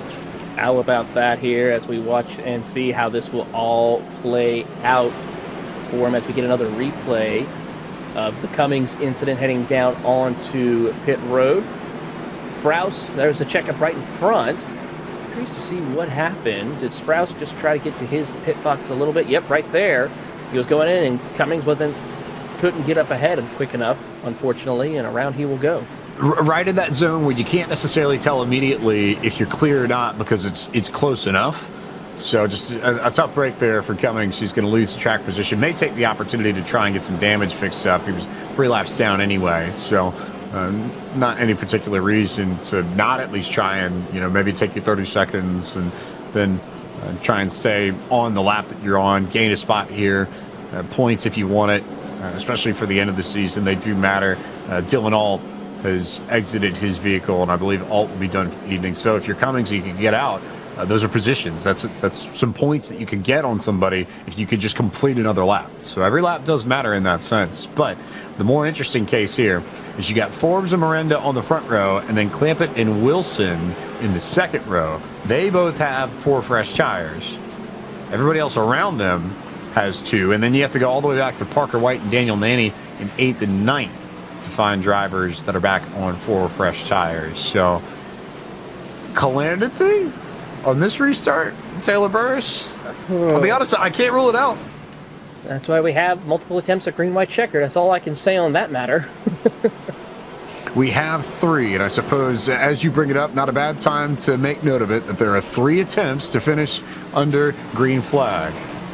Taylor Burris. Here we go as we'll take a look at a couple of things as we're going to watch on and see Forbes Jr. try to get ready to set for this race lead battle with Miranda, Wilson, Scott, Clampett. I mean, it's take your pick here, ladies and gentlemen, as we watch the action here set to go. Forbes Jr. definitely, I have to say, might have what it takes to hold them off, but Clampett and Wilson, that's where it's going to be key, because how hard will these 2 fight to get around the 2 leaders in front of them? Yellow before white, we'll get another restart. Yellow after white, we will be done one way or another. Let's see how this pans out. Race 3 of the eNASCAR College iRacing Series for 2024-25 comes down to a green-white checker restart. Forbes trying to block the bottom as Clampett's going to get a drive on the inside. Is Forbes going to hold it down to the inside enough? No, he won't. Here comes Logan Clampett as the Californians battle one another, but Forbes has that momentum on the high line to try and maintain the race lead as Miranda might have gotten into the fence. Miranda did get into the fence a little bit right there. That's going to be a big issue, but here comes Clampett. Sends it down to the bottom of the racetrack as they work through the middle of turn 3 and 4 as Miranda is trying to keep the floodgates from opening. Caleb, though, gets into the Hall, and Hall gets into the wall right there as we get the white flag. One more lap to go. Logan Clampett clear of everybody. Does John Forbes Jr. have anything left as they wreck behind? Trouble for Nathan Scott. He gets loose. They bounce off of each other in the back as Logan Clampett continues to escape, wrecking there. Daniel Nanny turns Mario Miranda. Chaos there. That'll shake up the final scholarship spots. But in the end, Logan Clampett, with that fabulous restart, drove it to the bottom, all the way to the apron, got it back, took control of this thing, and comes home with victory number 5 in the eNASCAR College iRacing Series of his career. How about that to bring some momentum before he gets set for the Contender Series? Look at the excitement. He knows he's got the win. John Forbes Jr., though, how about his drive to hold off with 2 tires coming in second? I mean, great try for your top 2. And of course, look at Logan Clampett, the excitement. He is absolutely elated with this victory. A little bit of celebration there from Daniel Falkingham. The Californians go 1-2. John Forbes Jr. comes home in the second spot. A lot of love there between the two of them. Little love tap there after some great racing at the end of this. But Logan Clampett victorious again in the College Series. And crazy to think that it's been a little bit since we've seen Clampett in victory lane. I have to go back to April when we went to Nashville and Clampett was the winner, but he's back at it again, victorious this evening at Kansas after basically picking the right strategy for the second half of this race and then taking control of this race back on that green-white checker finish. Absolutely, and then also just putting the power down there, especially in turn 3 and 4, to get the pass on John Forbes Jr. done quickly, and then just checks out on the competition. Taylor Burris, you are with our race winner, Logan Clampett. Well, Logan, I got to say, this is going to be a great night for you so far. Way to kick it off as you take home the victory here at Kansas. I mean, great strategy call for you to take the 4 tires. Were you a little concerned, though, when you saw John Forbes and Miranda taking the 2 tires? Man, I was a little concerned. But thankfully, it was only those 2. And I was communicating with John there because he goes to Saddleback College. That's, where I went a couple of years ago. So we're good buddies. And he gave me a countdown and he gave me the bottom there. And I was shocked at how well those 2 tires did for him. And, man, I can't believe it. That was, I was pretty heartbroken when that caution came out coming to the white flag, man. I was pretty upset. So I'm really happy it all worked out in the end, and my buddy and I, we get a 1-2 finish. So that's pretty badass. That's a pretty good start to the night. Absolutely. Now the time is to get ready to get set for the Contender Series for you. Do you think we could see a double for you tonight? Dude, hopefully, man. Darlington it's a pretty good track of mine, but we only have 9 minutes till the session goes up, so I really want to get some qualifying practice in, so I can get a good start, and hopefully we have a good enough setup, which they've prepared for really good. But yeah, I'm really looking forward to it, it's awesome to get my first win this year.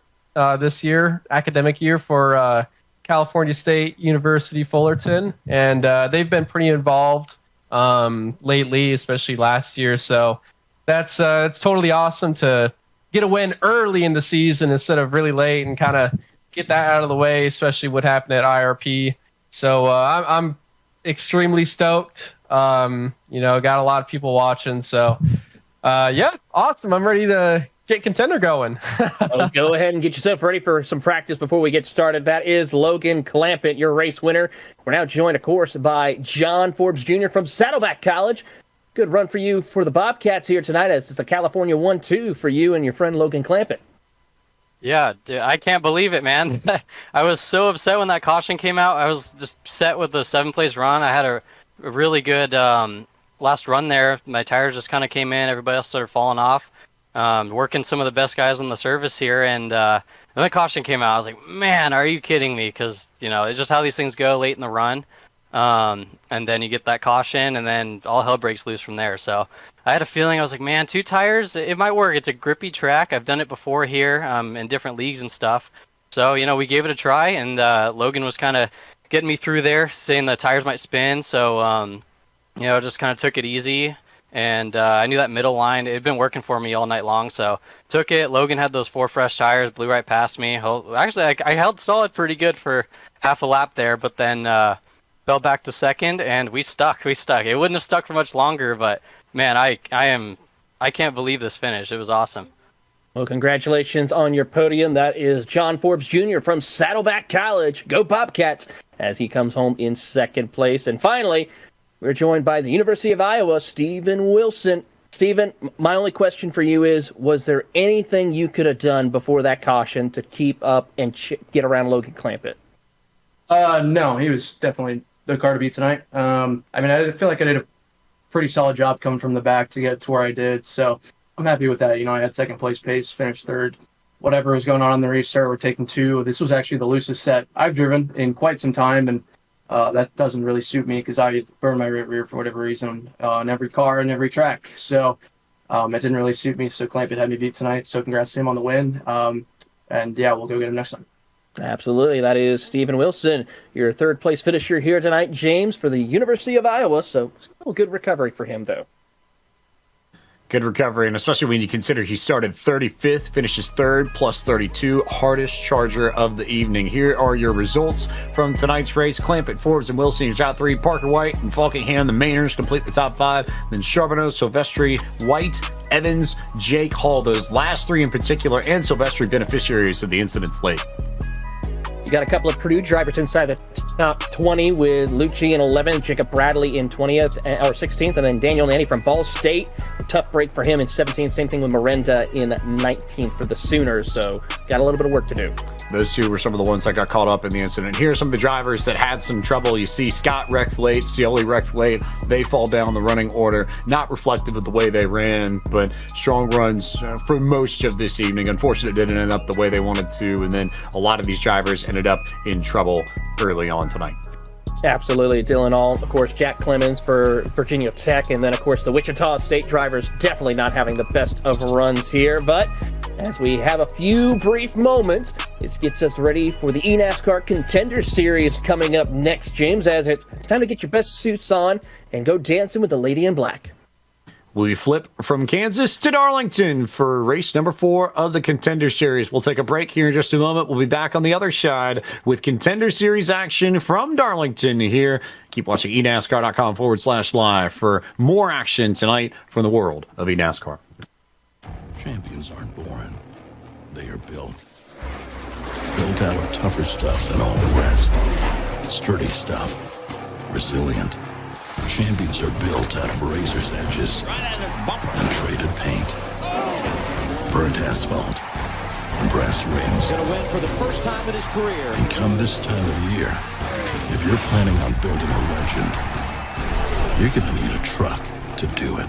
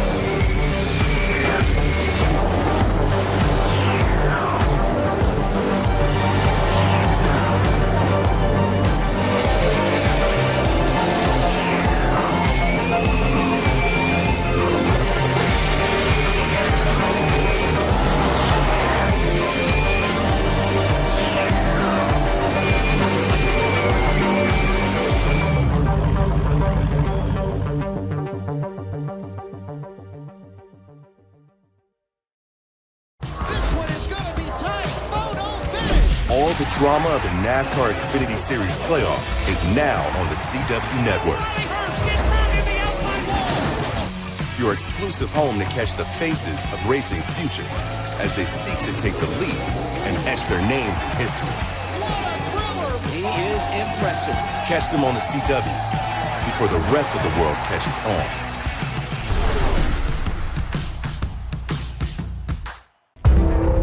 Every time you sit behind the wheel, you buckle up for the unexpected. You get ready to take on the competition and brace yourself for the chaos, the speed, the weather, the unknown. But above all, when strapping in, you put trust in yourself, your intuition.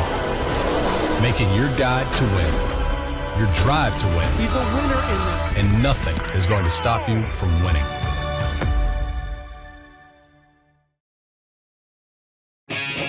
For 8 remaining drivers, what matters is the moment. This is a pressure cooker situation. Steeled focus on detail. Driven by heart. Kyle Larson wins at the Roval. And the resolve to make a run for the ages. Bring it to the line, let's go! It has been a stellar performance. The NASCAR playoffs continue at Martinsville on NBC.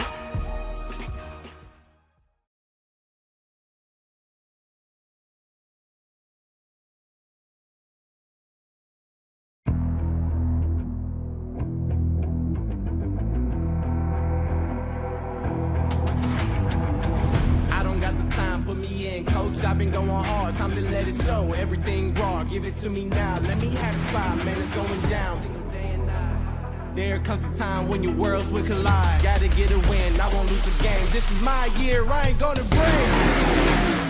Ain't got no time for me. I work too hard to be here. Ain't got no time for me. I work too hard to be here.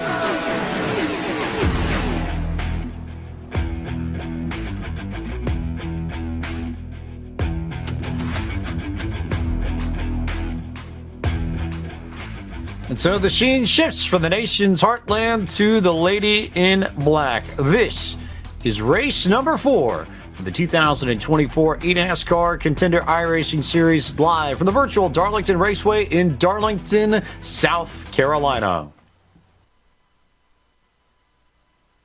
A busy, busy night on tap here, Taylor Burris. So much fun that we are going to have watching these drivers go after everything at Darlington tonight. Absolutely. I mean, the Lady in Black, Darlington Raceway, a track that tests the might of every single driver, whether virtual or in the real world, will be a detriment or could be absolute amazing experience for them as they try to get around this track. I mean, it's a fan favorite. Everyone loves to come to this track. This here was basically the track everyone wants to win at, and it still is a favorite and a historical track that continues to provide great racing year after year.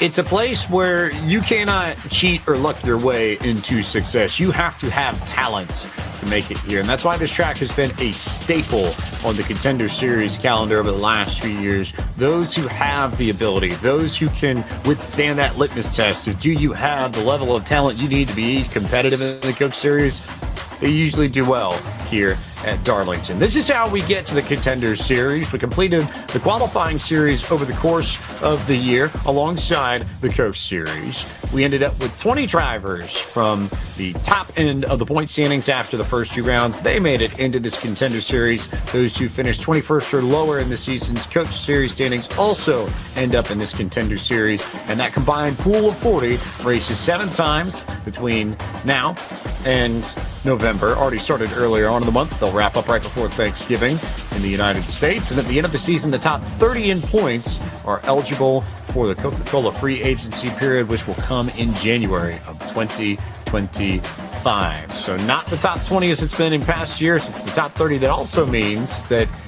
10 drivers are going to be eligible for signing, but won't be signed. So, yes, you have to race well, Taylor, but now it's about everything. And I think that's the neat part of this, is that you're now going to be scrutinized the same way that drivers are in real life, where it's not just about pure performance. It's about everything that you bring to the table as a driver. It's one of the key things. It's, of course, how well are you marketable? How well you work with your partners, your team? How well are you able to talk to the media? Those are key things, not just the fact of just how well you drive, but also how well you are able to handle being social, being able to talk to people, being able to work with other people and promote your team, promote your brand, promote the amazing partners that you will be working with throughout the season. So it's critical for that, as well as that's what teams look for when selecting drivers. Here's a look at the schedule that we have traversed through already and that we will come up to in the next few weeks. Again, this is the halfway point. So the halfway point of tonight's race. And once we cross the start-finish line at lap 60, we're halfway through this Contender Series outright. Taylor Hurst, Eddie Kerner, your two winners coming up. And Richmond, Dover, and Texas coming your way on tap after Darlington. Taylor Burris, let's take a look at tonight's track analysis for Darlington. You're looking at the oldest speedway in NASCAR here, opened in 1950 in Darlington, South Carolina. This 1.3-mile circuit has one of the unique layouts, of course, with a little bit of a steeper banking at 25 degrees, but of course that tighter, narrower turn 3 and 4 of 23 degrees of banking provides some great racing action. You don't want to really see a whole lot of drivers going to the bottom of the racetrack. You're going to see them right up against the outside wall, and we're going to see a lot of Darlington stripes happening for each one of these drivers. But one driver who was on a tear last season looking to try to work their way through, Vincente Salas, last season's winner, as he's going to be in a little bit of a more of the up in the boot, or not up in the boot, but up in the pit box, helping his team drivers get into the next series of the eNASCAR Cup Series. Great experience to lean on, and a driver who made the playoffs in the Coke Series this year as well. Tonight's race analysis features a race of 120 laps, just over 160 miles, just under 260 kilometers. Full course cautions as per the usual in eNASCAR. We've got a restart zone as well. 3 additional tire sets, pit road speed of 45 miles an hour, and drivers will need to pit at least once. And I think with the way that things panned out at Kansas, I wouldn't be surprised to see something similar here. And especially compared to what you said, Taylor Burris, on that broadcast, in that tires will likely mean more than fuel, and you will see drivers come down for tires before they come down for fuel, I would suspect. Pretty much an easy scenario for each and every single one of these drivers. If the caution comes out, you come down for tires no matter what.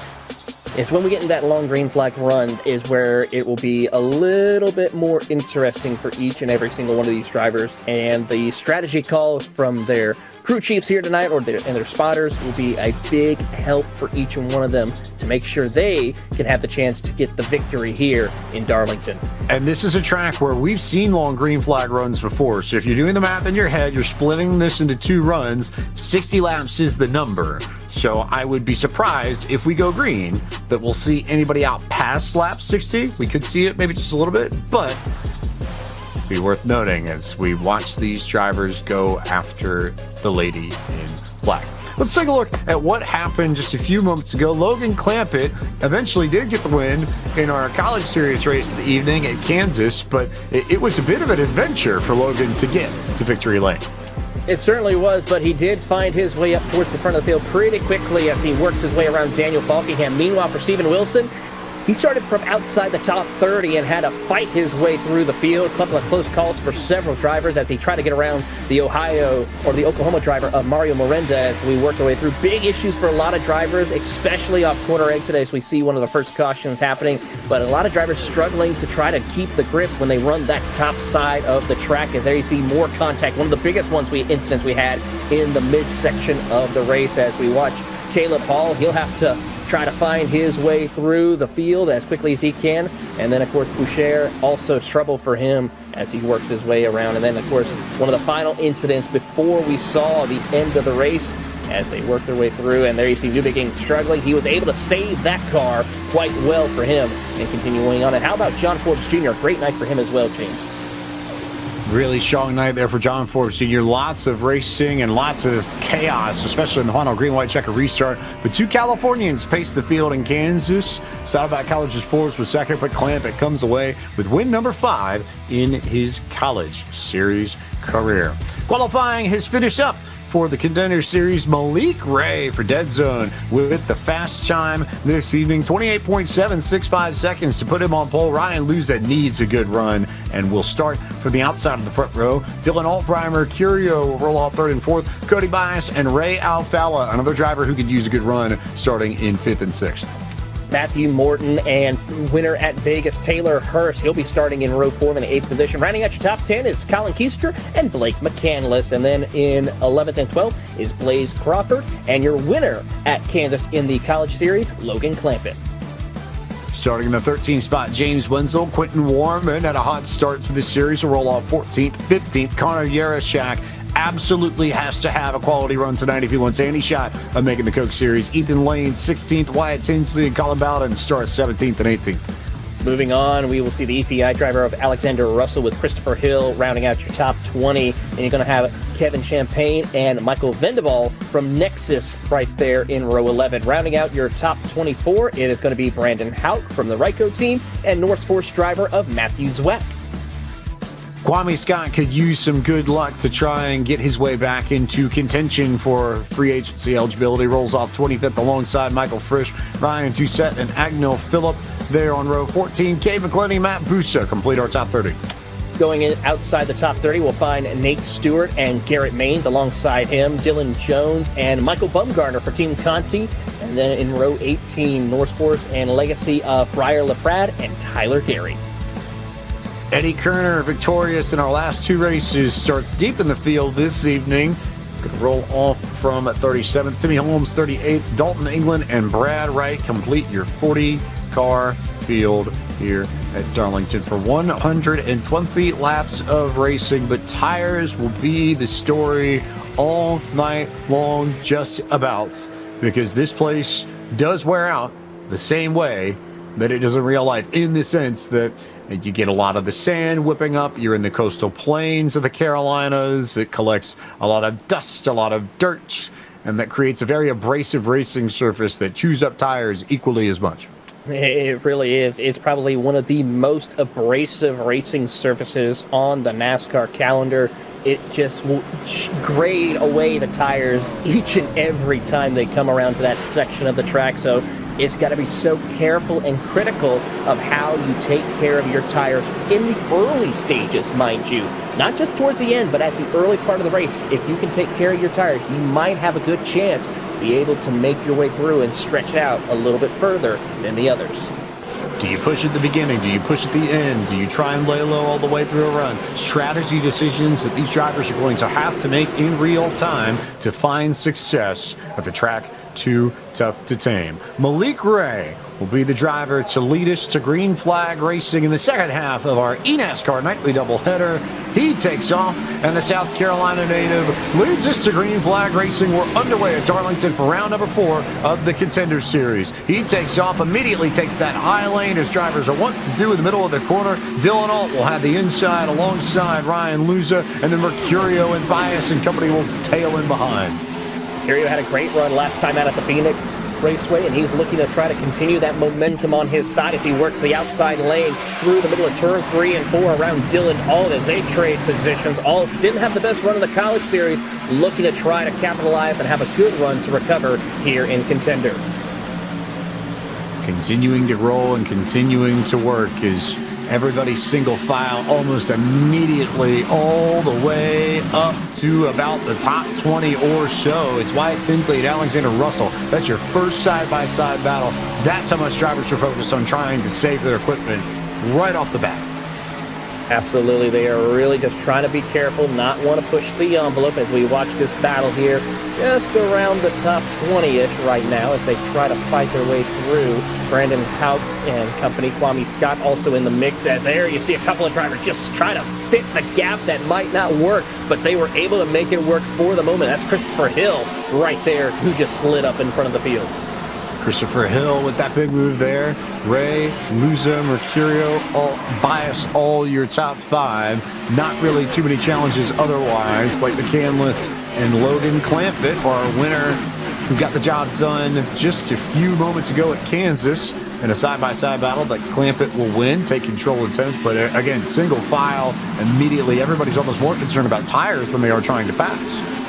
Absolutely. I think everyone's now just wanting to not really push the envelope as we see Ryan Aluza, who once again gets another front row start of the field and hopefully can try to continue with recovering and not having a bad run here in Darlington tonight as he tries to keep pace and just stay comfortable.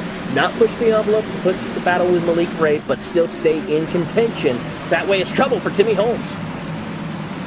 Timmy Holmes in the fence, on the apron, no yellow, off the racing line. Big trouble for Holmes. And after a few weeks of bad luck, not the thing that he needed to be dealing with this evening. Already struggling in points and is going to drop off a lot with that. Tough break indeed, and he was looking to have a decent run, but unfortunately it is going to be a night done for him as we watch the battle for the top 3 positions. And there you see them going single file, not pushing the envelope, just trying to log laps here, get to a point where the tires start to come a little bit further in play and who has taken better care of their tires. So we'll get a look here down at the bottom. We'll see what happened to Timmy Holmes. What kind of contact was there? Looks like Brian LaPrade. Yep, a little bit of contact there with LaPrade. Comes across the nose, spins out. Actually not a tremendous amount of damage to Holmes' car. The problem is that we didn't get a yellow flag. He's not going to get the opportunity to get it repaired all that much, so he will soldier on and around, albeit about 10 miles an hour off the pace of everybody else. So he will become lap traffic that the leaders will have to navigate at some point. Absolutely. As we go on board with South Carolina native Malik Ray, he's trying to work his way through, just being smooth and consistent, not pushing the envelope, staying within some pretty good consistent lap times here in this stage. The fall off is already fallen significantly already since the start of the race, so they're just trying to make sure they hit their mark, not push too much emphasis on the tires. They want to try to make it to a certain lap point in order to see how well their tires fall off towards that point. If you want a fun driver to watch in this race, watch Malik Ray. Keep an eye on the native out of Greer, South Carolina. We move from the South Carolinian to the Floridian. Ray Alfalla, 4-time, running in the 6th spot. Came into tonight 39th in points, 22 markers outside of that top 30 cut for free agency. If he can get back up there, he's got a good shot, I think, of making it back to the Cup Series. But Ray's got work to do. He needs a good run. The change in tenor of his entire Contender Series needs to start here. One thing to keep in mind also there, James, is Ray Alfalla. He knows a thing or two about getting around this track at Darlington. He has picked up a win here in his career in the eNASCAR Series, so definitely one to keep an eye on here as he tries to work his way through, showing that championship patience. Just behind Ray Alfalla, the driver currently scored 2nd in points, in large part due to his victory at Las Vegas. Taylor Hurst at Winston-Salem, North Carolina, right there on the rear bumper of Ray Alfalla. But another good campaign, and this is a driver who, when he ends up in Contender, seems to step up. He and Dylan Ault, I think, are very similar in that respect. Absolutely great drive for him as he gets so close you couldn't put a piece of paper between the nose and the back bumper of Alfalla and Hurst as he was just trying to be careful. Saw how he was able to just give a little bit of room, not push the envelope, but he's just trying to settle in, take care of their tires as they continue to log laps here around the circuit. Logan Clampett has been a little bit on the move as he's trying to work his way through right behind him as he is trying to see if he can go for the double tonight.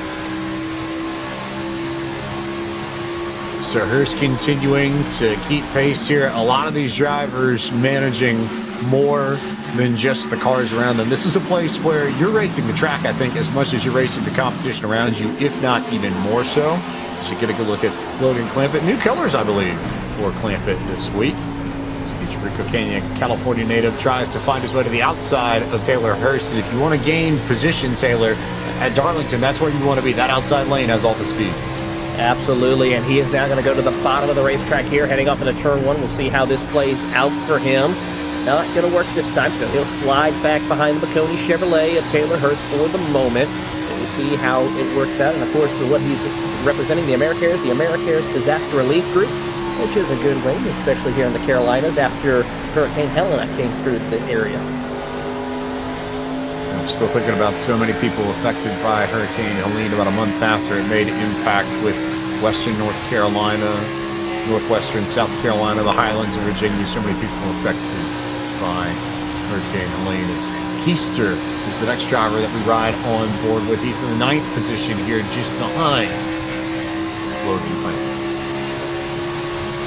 The graphics machine trying to just get his run in, not trying to push too much, just trying to just log his lap, stay in the back bumper of Logan Clancy, who has been working his way through the field. Not putting too much emphasis on the steering input, as you saw right there, just trying to make sure he keeps a straight wheel as best he can through these corners, sets himself up, washes up the track a little bit to get right into the best zone for grip, off corner exit, or diving it back off to avoid hitting that outside wall off turn 2. Keister with good runs there, working his way just behind Clampett. And again, I think everybody here just trying to maintain tires, conserve tire wear, make sure that you hang on to the thing, give yourself something to work with. As you look just behind him, you've got McCandless, you've got Matthew Morton, Quentin Warman here in line as well. A good run for Morton here. He's been needing to have such a good run. He's had a couple of issues throughout this early part of the season, and a great way to recover is currently what he's doing right now, just outside the top 10. He's also got the rookie Warman right there behind him as well, who's been pretty well astounding this season. Tough break last week at Phoenix, but looking to try to recover.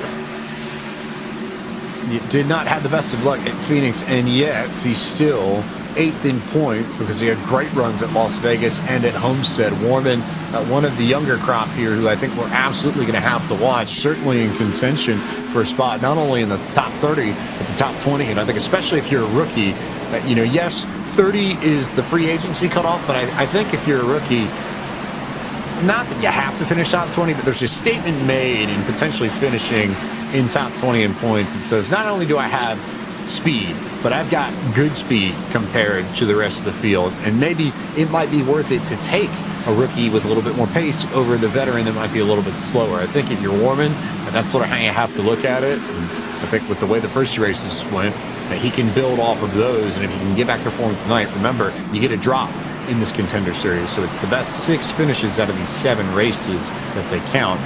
If Phoenix ends up being the drop, then Warman's not in a bad spot at all. He just has to be maybe a little bit more careful from here on out. Absolutely so, and doing what he's doing right now, he's trying to push the envelope a little bit as he does get around the driver Morton for the 11th spot, but he's doing it smartly. He's just finding his opening, then capitalize on the mistakes that a driver makes, then makes the pass and moves on. That's what you need to do at a track here such as Darlington. You don't want to overexert yourself in this early stages. You want to see if the drivers ahead of you make the mistake, and then of course you then find your way around and then pick them off one by one slowly. One by one by one. I think that's the biggest thing. That's the biggest thing. Is there's a little bit of trouble a little bit further back. I think I saw Clampett sideways. Yeah, Clampett ended up sideways. There you see his car there just in the middle of that shot coming out of turn 2, but he got a bump from someone, couldn't tell too, and all of a sudden Clampett's going to lose about 10 or 11 spots. He is falling back further and further. He's going to be outside the top 20 here after that issue. Trying to see what happened, who made the contact. I have to say it might have been just him and Taylor Hurst going at it. Slight contact between the two of them from what I was able to see going back, but tough break for Logan Clampett. And then with the slide, that's going to cause big issues for the handling and the grip on those tires. You wonder how much those rear tires are hurting just off of that. We know drivers talk a lot in this sim about how it's so important to maintain tire temperature as much as tire wear. Temp's definitely shot way up on the rears of Clampett's car, so he's going to need a few laps just to get himself sorted and make sure that he hasn't got any more worn rear tires in particular compared to everybody else around him than he was going to have. So that could be something to watch as well, whether or not Clampett loses even more positions because the rubber underneath his car just isn't as good. Absolutely. So we'll see how this plays. We'll take another look at the replay between himself as well as Taylor Hurst.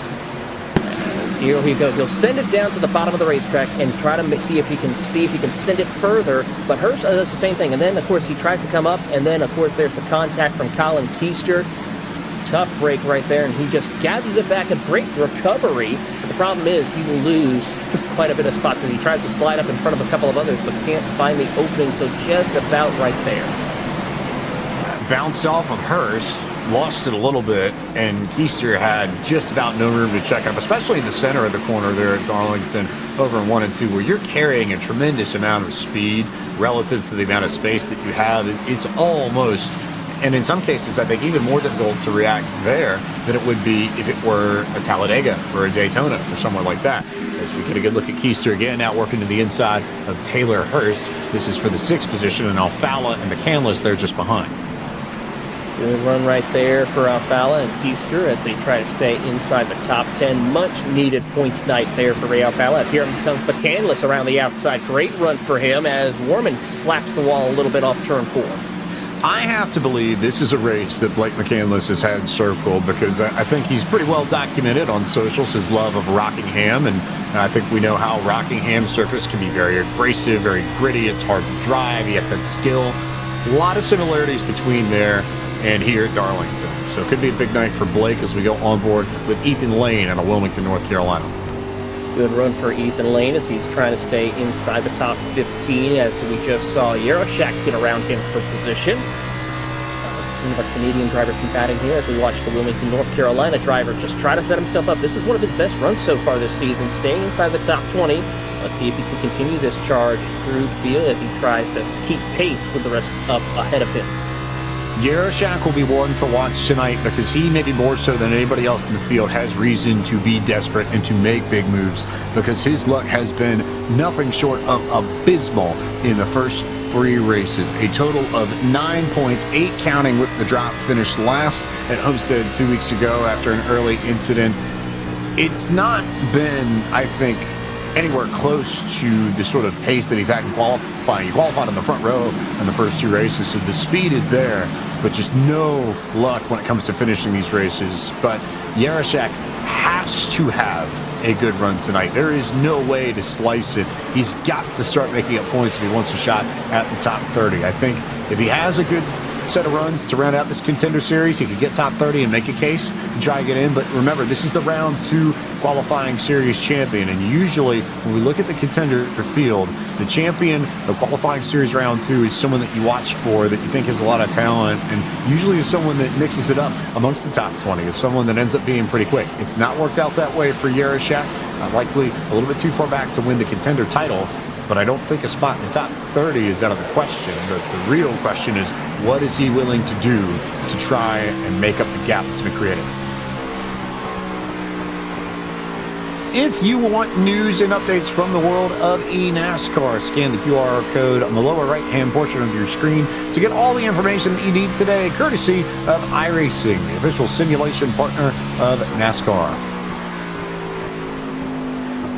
That, of course, concludes info for college, Contender, qualifying, and the eNASCAR Coca-Cola iRacing Series as we go. We're on board with Ryan Luza. Now, get a good look at the battle between Ray Alfala and Matthew Morton and company. You'll notice Morton has the famed synthwave colors of Nathan Rabideau on his machine. That sort of purple and pink, very striking car that we've seen in a lot of events, not only here on the iRacing channel, but also across the sim community. So neat to see the support come through there, and 2 groups between Rabideau and Nexus that have tons of experience competing here in eNASCAR. Absolutely, and how about this? Blaze Crawford right there in the hunt as we go back a little further to the 53 of Pout, who is trying to find his way through. He just got around Bumgarner, the 97. This is quite a ways back here, as this is around outside the top 30 even. So Pout definitely struggling. Same thing with Bumgarner. A little bit surprising for Bumgarner to be this far back and struggling for grip and racing here. As, of course, Brian LaPrade, we touched on, also having a tough night so far. LaPrade not having the speed that he would want, looking a little bit further back in the field at Brandon Houck. points is right around 30th, 33rd if we're being specific. But Houck, Nate Stewart, Bumgarner, that Taylor just mentioned, all drivers here that have not shown tons of pace at Darlington yet, but we're early on in this race, about a quarter of the way through proceedings, and time yet for these drivers to make moves. Here's Matt Busa, who has worked his way into the top 30 as they work their way around the circuit. But Matt Busa that's heavily worked his way through the circuit. And, of course, he's also going to be competing in a very special event later on, the Skip Barber Finals at VIR. So it's going to be exciting to see him racing in that event as they work their way through. But, of course, we know Busa's well known to get in behind the wheel of some of the open-wheel cars, especially for the Skip Barber series. Been a big year in real-world racing for the Illinois native. Matt Busa ran a Grand National Super Series stock car at New River All-American Speedway, and then is racing Skip Barbers here at VIR. Drove an hour and a half just to find a rig to run on tonight, which doesn't happen all the time, but not the first time we've heard a story like that. But I think also is indicative of the dedication and care that these drivers take toward the Contender Series and just how seriously they approach this, Taylor. Absolutely, and I mean the Skip Barber Formula Series that happens also is a well-reputable series. I mean, you have drivers such as the Weldon brothers who are competing in that championship, who basically want to find their way as we watch a little bit of Morton and Alfala coming close together for comfort, but Alfala will snake his way ahead. So it's going to be critical to see how these two play out, but exciting for Busa to go and competing in some more real-world racing action. Blaze Crawford trying to find a spot on the inside there. Look at Yarashak. We talked about the desperation. There's the sign of it. 3 wide racing at Darlington, and Yarashak will back out of it, but he'll have an opportunity to try and get Ray Alfala, whose car doesn't seem like it's handling all that particularly well as the 54 goes for a slide. That's Ethan Lane, and somehow, some way, we didn't end up with anybody spinning down the front stretch, but that was very close to our first yellow of the evening. So close, but we are not going to get that yellow just yet. We're going to keep it green and racing, and it's a hornet's nest further back as they try to juggle around. A couple of cars still getting loose further behind this battle between Alfala and the 23 of Alexander Russell. They are stacked up a little bit further back in this. This is the group that we're watching. Ryan Doucette, this is right around 25th or so, but Doucette, Matthews Wack, Busa, Garrett Maines, Agnell Phillip, Tyler Gary, all in the mix here and trying to make sure that they don't become the first yellow of the evening. That's the one thing you do not want to be, is that first yellow or that first major incident here at Darlington, because it's basically a done deal and a done night for you as we watch Eddie Kerner go further back. I mean, I have to say he's probably playing the safe game. He's already got the 2 wins as we pick up Garrett Maines, another driver who needs to have a good run here to try and get him a little further into the standings. Maines out of the Richmond area, long-time competitor in the eNASCAR scene and driver with plenty of Coke Series experience, but 27th in points entering this evening, currently 25th on the boards here in this race. So still amongst the top 30, but a good run here. And next week at his home track, Richmond Raceway, would help his case a good amount. It certainly would. I mean, and I know the drivers over at Raceway have worked hard to try to make sure they get their drivers, but I think the big issue right now for Maines is just getting involved in some of those incidents that have been happening around him and not able to avoid it. That's the tough break that he's dealing with. We know how well Maines drives. We've seen him race in multiple disciplines, and he is able to showcase his talent. He's just got to avoid the big ones that happen around him and avoid that situation. Almost a third of the way home in tonight's Contender Series race from Darlington. No yellow flags yet in this race. We've gone green since the opening of this race. Here's Cade McClenny out of Bakersfield, California, home to Kevin Harvick in the real world, former Cup Series champion. McClenny enters tonight 37th in points, had his best run to start off the year at Las Vegas, where he finished 26th. Could stand to have a good run this evening, and I wonder if he may be the first car to come down pit road. Looks like McClenny here at lap 41 is. So if this stays green the rest of the way, Taylor, this to me indicates a 2-stop strategy from the Californian. It's going to be critical to see how this will play out. We'll keep a track of his lap runs when he rejoins the racing circuit. as we go back to a little bit further to the battle for P3 between Luza, Alt, and Cody Bias. Both of these two drivers right here, you see Bias and Alt, is trying to find their opening to get around Luza and also see if they can hunt down Mercurio, who is closing in on race leader Malik Ray. Cody Bias with a great run to the inside of Dylan Alt and a good move there to get to the inside and make the pass. Bias entered tonight 18th in points, 11 good to that 30th place cut line, but he's got two tracks that I know he likes coming up here. The Pennsylvania, big fan of Darlington and really, really strong at Richmond. Had a great run going in the Contender Series a few years ago before things just fell away in the second half of that race. I imagine he'll be very excited for next week, and as that circled as an opportunity to potentially gain some points, gain some ground on that 30th place cutoff. Absolutely. We'll keep an eye as we pick up Brian Mercurio, having a good run after a great run at Phoenix with a top 3 podium finish as it's an NFR run. Looking to see if he can continue that as we go further back to the 11 of Chris Hill as they work their way through, and one driver hits the outside wall. Champagne Vendaval was one of those drivers who hit the outside wall coming into turn 1 and 2, and that's going to cause this big checkup behind him as there you see Kwame Scott go to the inside of him, as also the 43 of James Wenzel trying to follow suit. Big battle here. Venable and that Kurt Busch lookalike, the Irwin scheme from about 20 years ago. Heavy inspiration there on that car. And then Kwame Scott with the Sunoco colors underneath as there goes the 95 machine into the fence, and trouble, and Clampett goes around. Clampett gets spun first yellow of the evening on lap 44. Big issues right there. I had to say the suspension is completely destroyed underneath that number 44 America's machine, and he's just going to take it down back behind the wall. I think it's safe to say his night is done. A couple of other drivers, Matthews Wack, also involved and collected in that incident. Trouble there for Logan Clampett. First yellow flag of the evening on lap 44. A killer for McClenny, who had just come down pit road and is almost certainly going to have to take the wave around. And then you consider some of the drivers that got caught up in this. Clampett was one, Maines another. Zwack the third that I saw pick up a little bit of damage in this. And I think Agnell Phillip might have just snuck out of that. That would be a fun onboard to see, because Phillip was right there pinned up on the fence as the rest of the cars come down pit road for service. Yep. Take a look here at the replay of what happened, and of course it started when Vendaval hit that outside wall in the middle of turn 1 and 2. Right there, it gets a little too loose, hits the wall.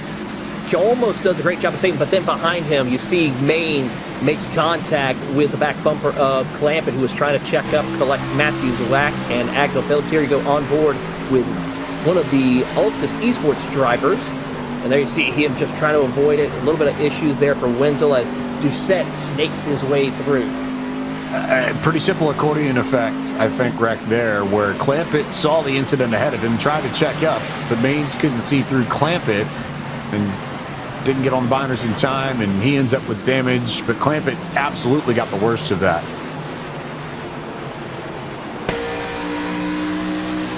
Here's that Agnell Phillip on board that I had mentioned just a few moments ago. This driver stayed pinned up along the fence, and I think somehow got away without damage. And Taylor, I'm not totally certain how, little hit on the wall there, but just snuck through all that somehow, somewhere. Absolutely. A great heads up there by Phillips. He's able to gather it back up and continue on. As, of course, for Brad Wright, yes, he is showing as the race leader, but he missed his pit box, so he's probably going to be coming back down pit road, which he does. So that will give the race lead back to Malik Ray, followed by Mercurio, Luza, your top 3. A great drive right now for the early part of Malik Ray, looking to try and get a win here in his home state, his home track even, of course, for the South Carolina native. Greer, South Carolina, not terribly far away from the Greetonville, Spartanburg area, so equal claims to Charlotte and to Darlington, but Darlington's the Palmetto State track. I think that's worth noting here in and of itself. And Ray entered tonight 26th in points, 4 to the good, but this is a driver who we talked about being fun to watch. He's also a driver who has a tremendous amount of talent, and I feel like a driver that raises his level of driving when the competition comes up with him. Someone who, when he's challenged, more often than not, finds a way to respond. We see it a lot on the plate tracks. You saw how he was able to get the job done in Atlanta in the Coke Series back in March, how much he celebrated that win. But one of those drivers where you really push him and put him in a corner, and he usually will pull a rabbit out of the hat. But it won't necessarily be that, lucky type. It'll be just the, okay, you need me to drive, I'm going to go drive type. I've seen that from Malik time and time again at places like here. Richmond is another good track for Malik. We'll be there next week as well. So this is a part of the schedule where a lot of these drivers will look at these races and say, oh, this is a good track for me. Oh, this run of races really suits my driving style. I think we're entering that for Malik Ray right now. Absolutely, and we've seen how well he can showcase his talent here. Of course, picking up a win this season in the eNASCAR Coca-Cola iRacing Series as well. Just unfortunately could not stay above that cut line due to other incidents that happened to him, but still looking forward to trying to see if he can cap off the season with a shot to make his return to the eNASCAR Coca-Cola iRacing Series in 2025. Half a lap from Green Flag Racing. Everybody took 4 tires here. Looking at a few drivers a little bit further back. Clampett's still down on pit road, trying to get that car at least serviced and maybe just complete laps to not lose any more points. He will likely fall out of the top 30 cutoff after this evening. Some time to go, but Clampett definitely going to take a hit in the points. And then keep an eye on Nate Stewart, Tyler Gary, Dylan Jones, Matthew Swack, all of them towards the back of the field. They came down to top off right before we get this green flag to get our race restarted. First restart of the evening is Malik Ray got a great jump through the restart zone. He'll take off. Ray is gone. Mercurio will be left to fight with Luza for second. Good side-by-side battle from second on back as Malik Ray checks out on the field by about a couple of car lanes as they still stay 2 by 2. Then a Keister finds his way to hold on to position as Mercurio nearly hits that outside wall off turn 2. Mercurio there has that high line. That's where a lot of the speed tends to be here at Darlington. It's a little bit easier to handle things up on the fence as we go on board with Colin Keister just a little bit further back. Right behind Taylor Hurst. This is from the 6th position. You get a good shot. This battle here as Mercurio slid through the corner. Lusa takes the spot. That brings, I believe, Dylan Alt, yes, up to third. It does. Great drive right there by Dylan Alt. Now here comes Taylor Hurst. He wants to try to capitalize on the mistake of Mercurio. Sends it down to the bottom of the racetrack and tries to see if he can pull the slide job, which he completes off turn 4. Move Taylor Hurst into the 4th spot.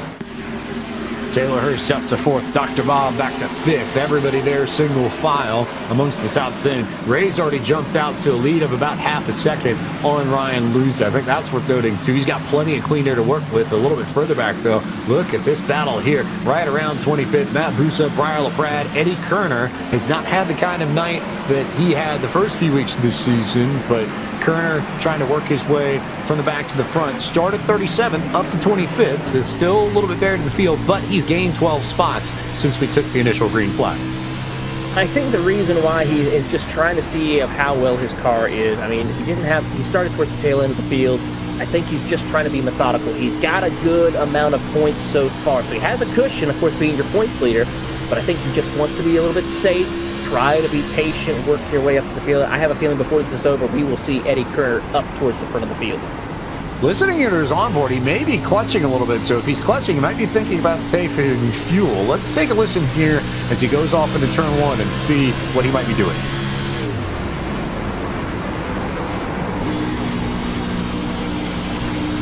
All right, so you can definitely hear it there, Taylor. So yeah, he's absolutely saving fuel on corner entry, thinking about trying to make it to the end of this race. Doing math here, 7 plus 7, so what, a 74 lap run to the end is what Kerner's trying to pull off, which is not out of the question here at Darlington. Remember, this is a mile and a third, not a mile and a half, so that green flag run opens up a little bit, A.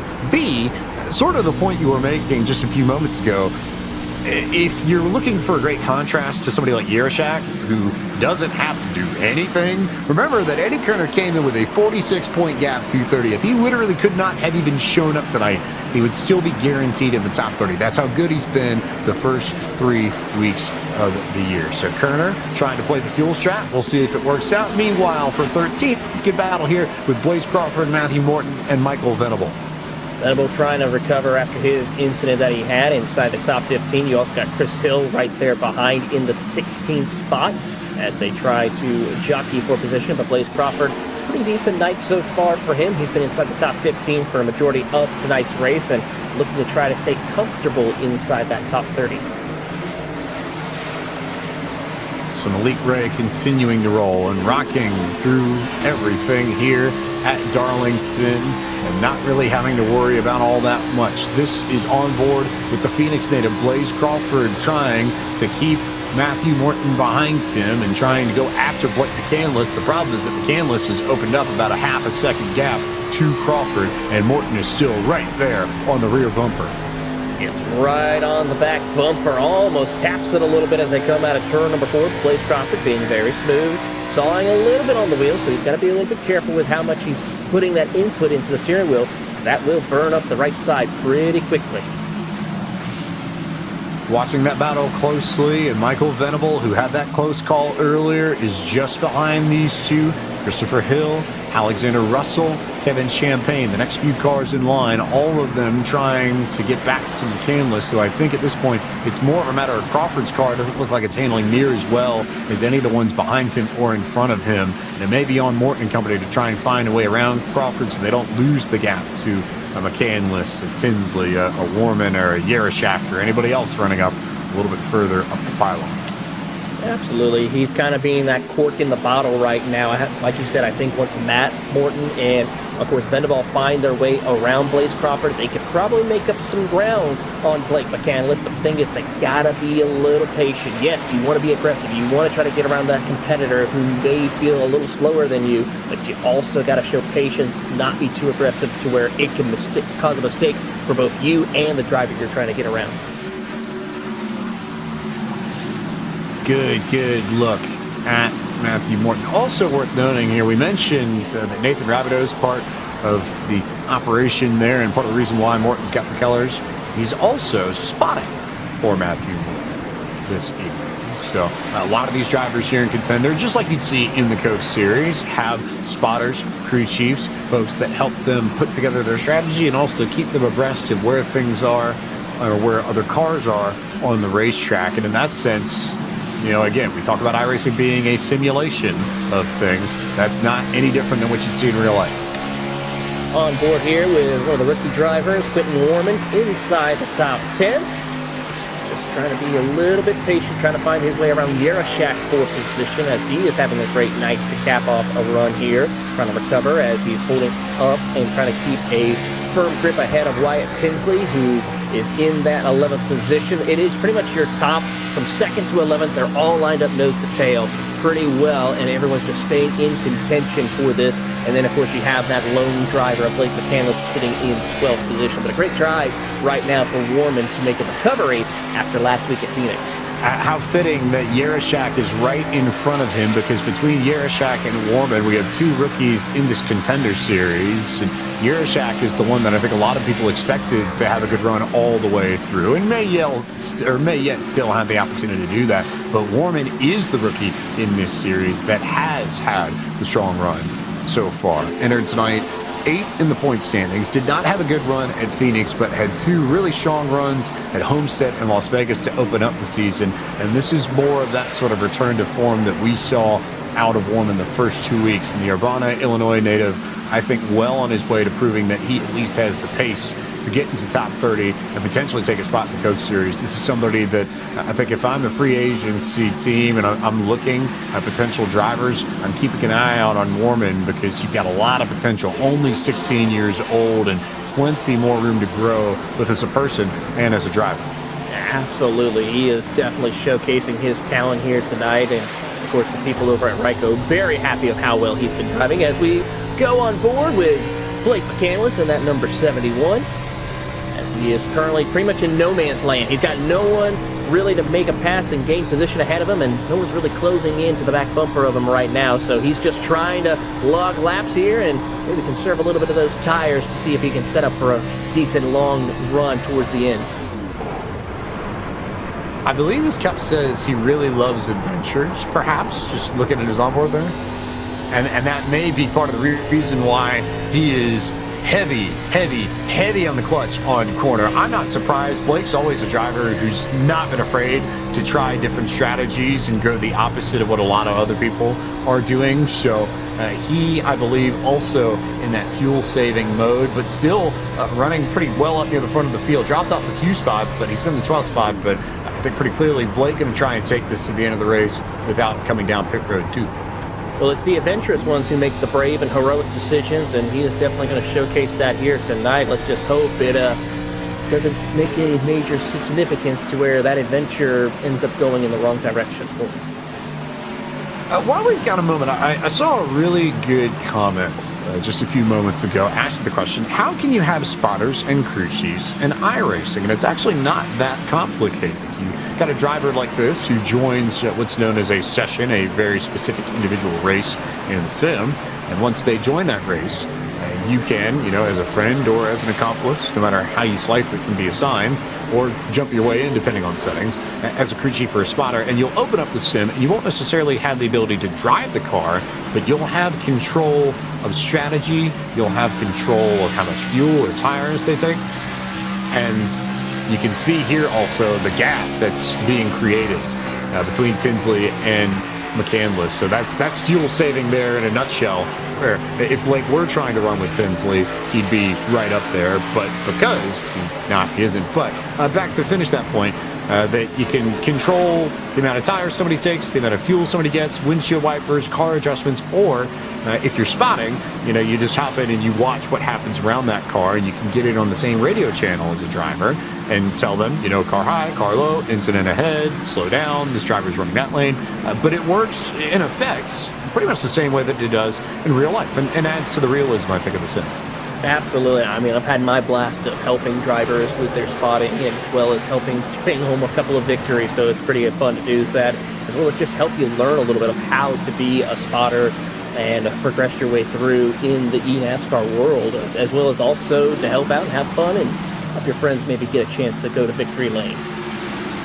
Also, since we're looking here at this pack that's being held up a little bit by McCandless's fuel strategy, last time by, leader ran a 31.0, McCandless ran a 31.3, so it's about 2 to 3 tenths every lap that McCandless is giving up, and the rest of these drivers behind them have not really been able to respond. I'm looking to see if anybody is going to try and jump to the front and try and run on a one-stop strategy from here to the end, as Christopher Hill made a little bit of contact, and Alexander Russell bounced off the fence too. That could have been hairy if that hadn't gone the right way, but not really anybody in this group that I've seen yet that at least has the ability to try and drive around McCandless and gain some spots. If you're not on the same strategy and you're stuck behind McCandless and company, this is hurting you significantly because Warman, Yershak, Tinsley and company are gone off the front.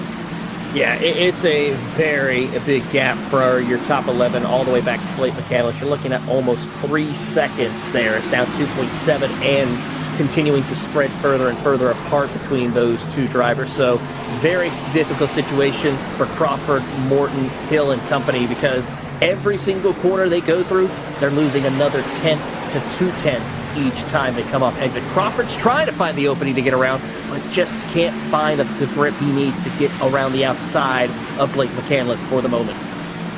McCandless doing a really nice job of not only running his strategy, but also maintaining the track position too.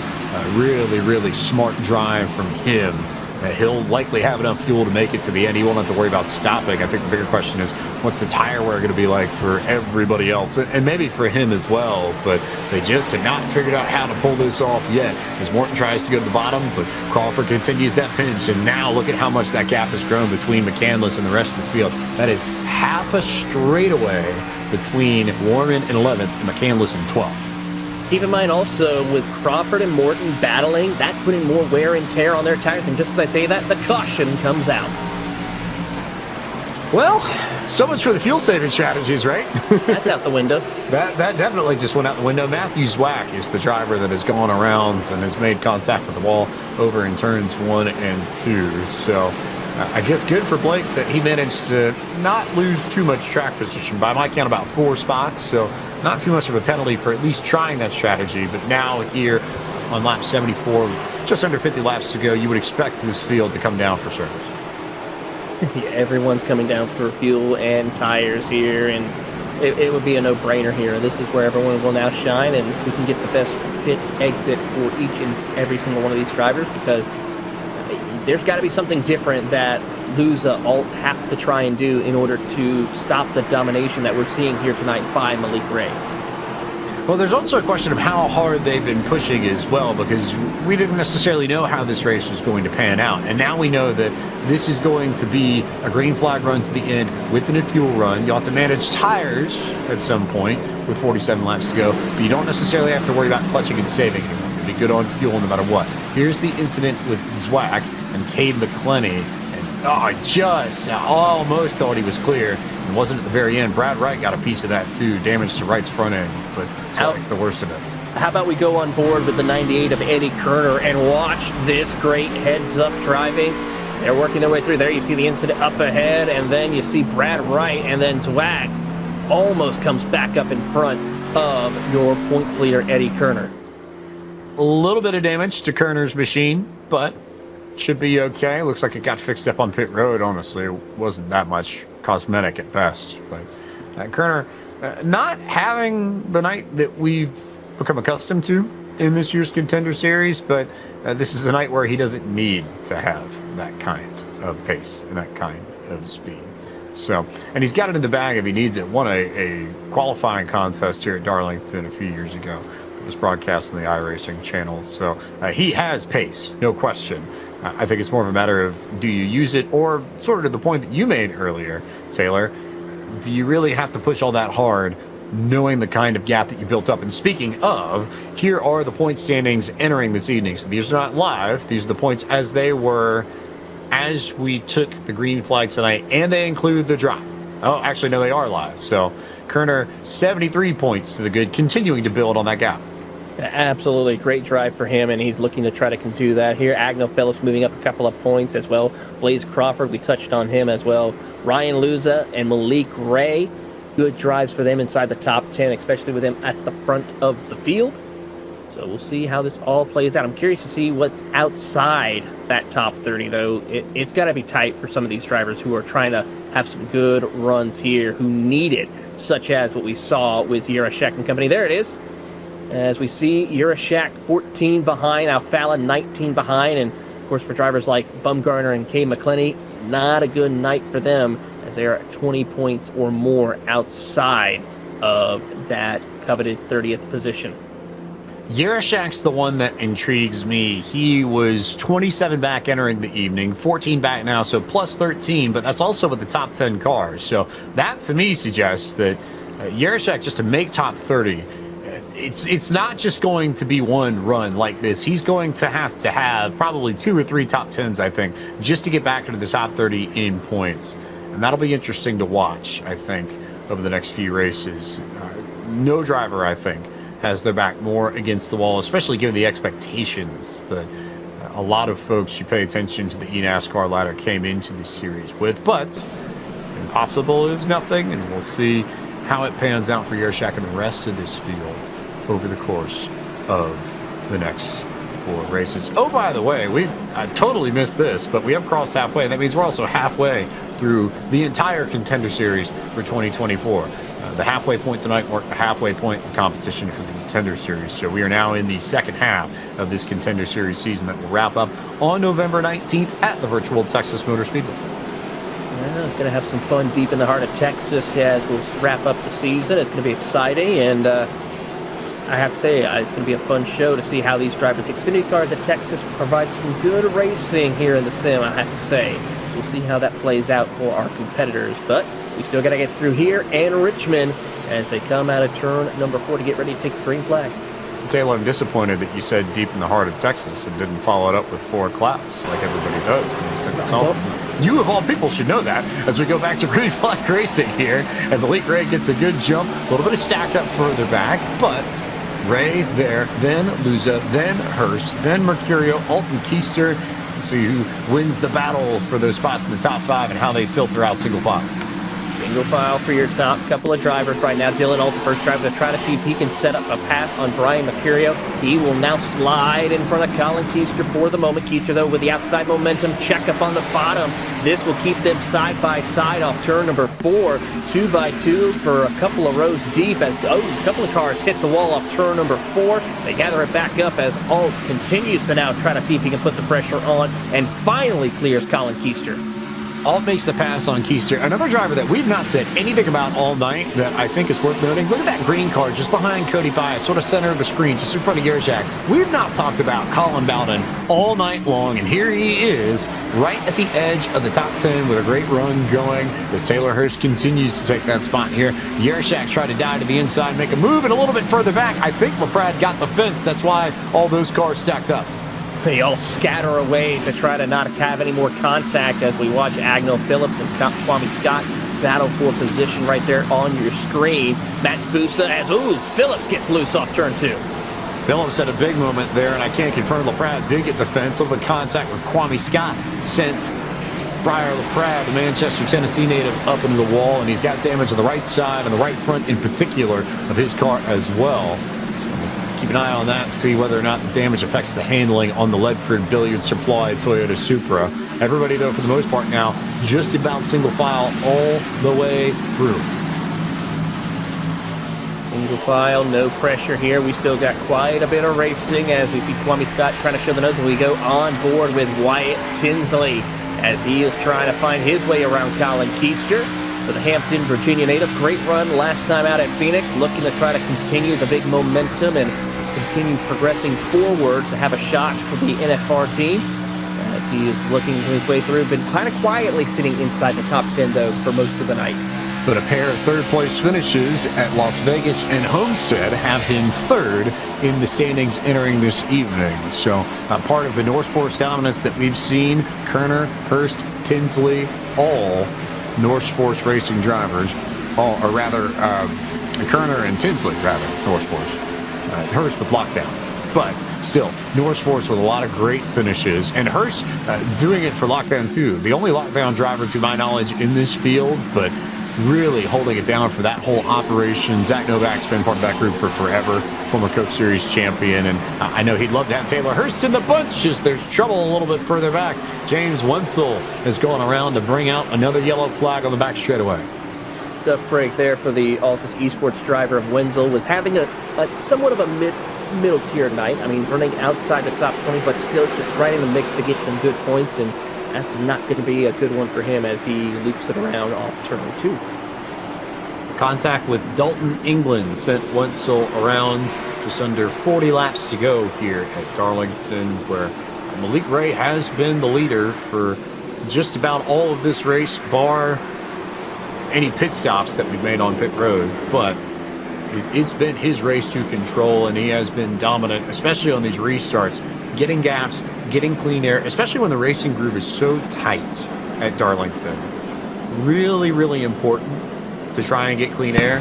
Malik Ray has done that, take advantage of that, has not really had any challengers. We'll get a good look here at the incident with Wenzel and England. And England, I think, just tried to come up behind Wenzel and get clear, get back in line, and just misjudged it, made the move a bit too early. I don't know. If we take another look at it, I think Wenzel gets a little bit loose also off turn 2, and England's just right there at the quarter panel to send him around, unfortunately. Right here, you might see it. Yep, right there. The car gets a little bit loose, sideways, trying to avoid the outside wall, and unfortunately for him, England right there on the bottom. Little column A, little of column B. So those two involved in an incident. Wenzel now on pit road trying to repair it. And these drivers working their way under yellow and keeping in mind that we have more action yet to go. I think that's important to maintain your sort of frame of mind, knowing that especially if you've had a good run going, you don't necessarily have to make big moves now. And there may be another track on the schedule that suits you better. Darlington tonight. Richmond comes up next Tuesday night. You'll see that at 8:30 p.m. on eNASCAR.com/live, as well as the iRacing and NASCAR Twitch channels. Dover to follow on the 12th of November, and then Texas to round it out. So Richmond, Dover, Texas, final 3 tracks of the season for the Contender Series, and at that point, the top 30 in points in this series move on to free agency alongside the top 20 in points from the Coke Series last year. And from those 50, we'll have 40 that get signed to teams and take part in the 2025 eNASCAR Coca-Cola iRacing Series. One thing I did notice before that caution came out, though, was Ryan Luza was starting to push the envelope just a little bit to catch up with Malik Ray. He was running some faster lap times before that caution by about a good 1/10 of a second. He was making ground, and then, of course, the caution came out to change the whole situation for the moment. I think if you're Luza, I think I don't know if accept is the right word. That almost makes it seem a little bit too passive, but if you're Luza, you almost have to accept that this is going to be a move that you have to make on a green flag run in a case where you run down Malik and make that happen over maybe 10 to 15 laps as opposed to immediately getting the jump unless you time the restart perfect. We had the College Series on earlier this evening. Logan Clampett with a little bit better luck in that race than he had in tonight's race. Going to try and go back-to-back when the College Series takes place on November 19th. Final race of the fall semester. The time attack opens November 5th. Roll all the way through November 14th. So 1 week from tonight, the time attack opens. It will roll through the following Thursday, that 14th of November. And then the main race comes on the 19th of November as the trucks head to Michigan in a race that is not a restrictor plate race officially, but it's going to function a lot like one, especially when you consider the hole that those trucks poke through the air. It's a plate track race in everything but name, almost. It really is. It's going to be exciting to watch the trucks do battle in Michigan and put on a great show. And all I got to say is watch out for the runs off turn 2. We're bound to see some 3-4 wide action across the line, as we've normally seen in racing at Michigan with the trucks and any of the other NASCAR cars that race at that track. So be prepared to tune in on the 19th, but if you're, of course, a college competitor, make sure you sign up for the time trials. Yeah, time attack being essentially a time trial session where you have the opportunity to lay down fastest laps, and the top 40 fastest laps, single laps, by yourself, are the ones that make it into that top split of College Series racing that gets broadcast here on eNASCAR.com/live as Malik Ray goes back to the gas pedal. We return to green flag racing, just over 30 laps to go, and yet again, look at the gap he develops on Luza, 0.3 of a second before they even hit the backstretch. It's a great run. He's always been smooth with the restarts each and every time, and that's what's helping him stay ahead of the competition for the moment here. We'll see what happens as Taylor Hurst tries to see if he can keep up with Ryan Luza as they battle for 4th. Alt trying to see if he can get a 2-for-1 special as we go back to this hornet's nest with the 91 of Champagne and company trying to work their way through the field.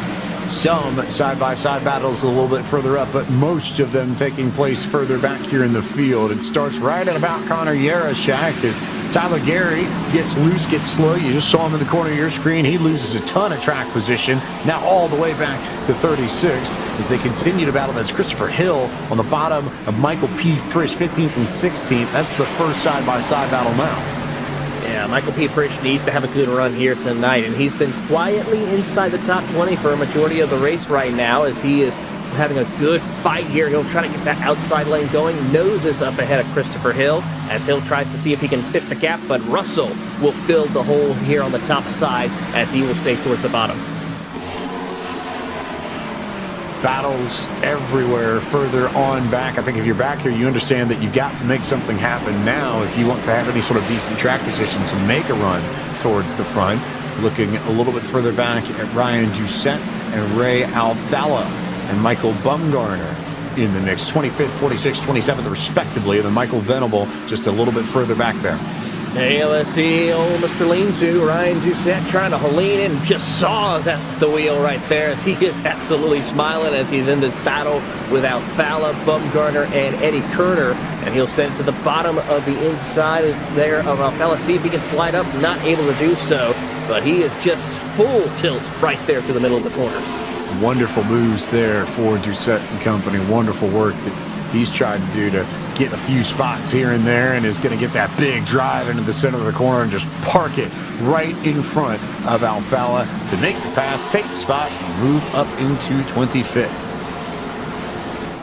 Taylor Hurst now closing into the back bumper of Ryan Luza for second place, and he has been running some good lap times. In fact, your top two were almost a tenth faster last time by. And just as I say that, Malik Ray picks up the pace just a little bit to stay ahead of the competition and not try to lose too much ground, as Luza and Hurst now are dealing with some pressure from Dylan Auld. So it's your top four breakaway now from the competition.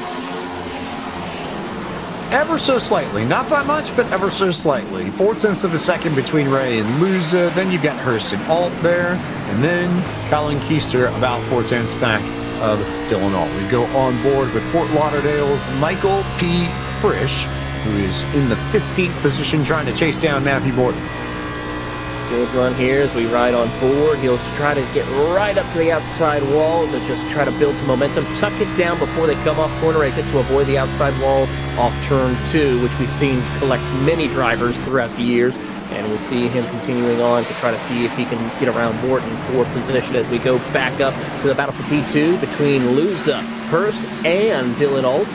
So far, everyone's just trying to find their way through and see how much longer they can keep putting the pressure on their tires here. How much do you push tires? How much have you pushed tires? Do you have anything left in the tank to try and save? And go get Ray. Go get Luza. Go get Hurst. Perhaps there's trouble there for Briar LaPrade, and I believe that may be off the back of some of the work that happened there, some of the damage that he had earlier. Incident, though, for Briar LaPrade that has put him in the fence and caused a lot of damage to that machine. Sandoval also involved possibly in that situation, so that'll put another couple of drivers out of contention here. As we go back up to the battle for P2 and watching to see if Luza can close the gap to your race leader, Malik Ray. They've been now running consistently the same lap time. In fact, everyone inside the top 9 last time by a 30.4 for each one of them.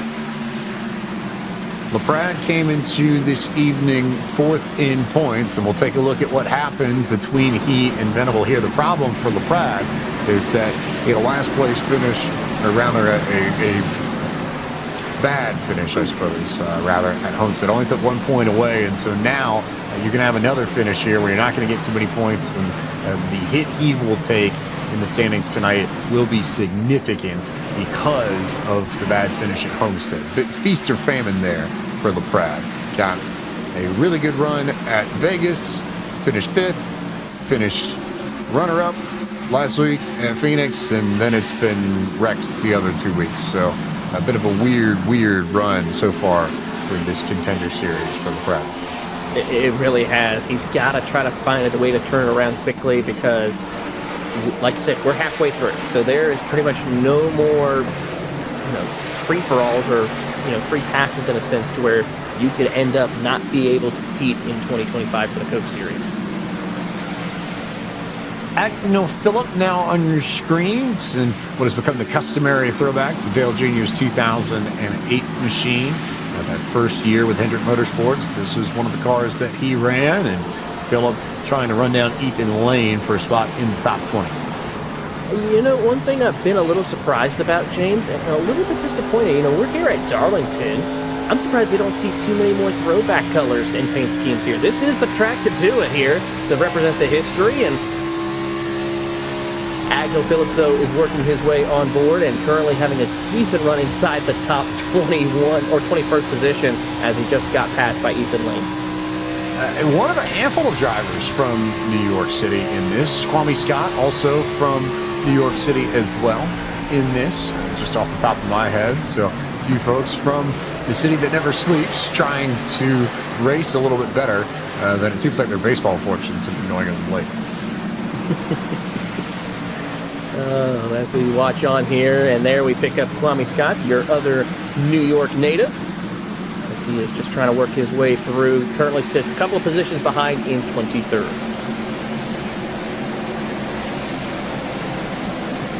Wanted to make sure that Bronx versus Brooklyn there, so a bit of a rivalry, perhaps, maybe, if you want to frame it that way.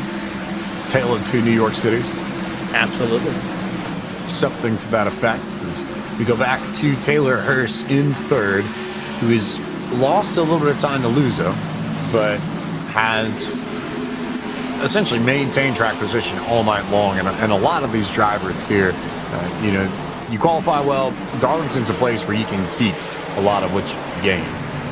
Ray, qualified on pole, currently leading. Luza started second, running second. Dylan Alt started third, running fourth.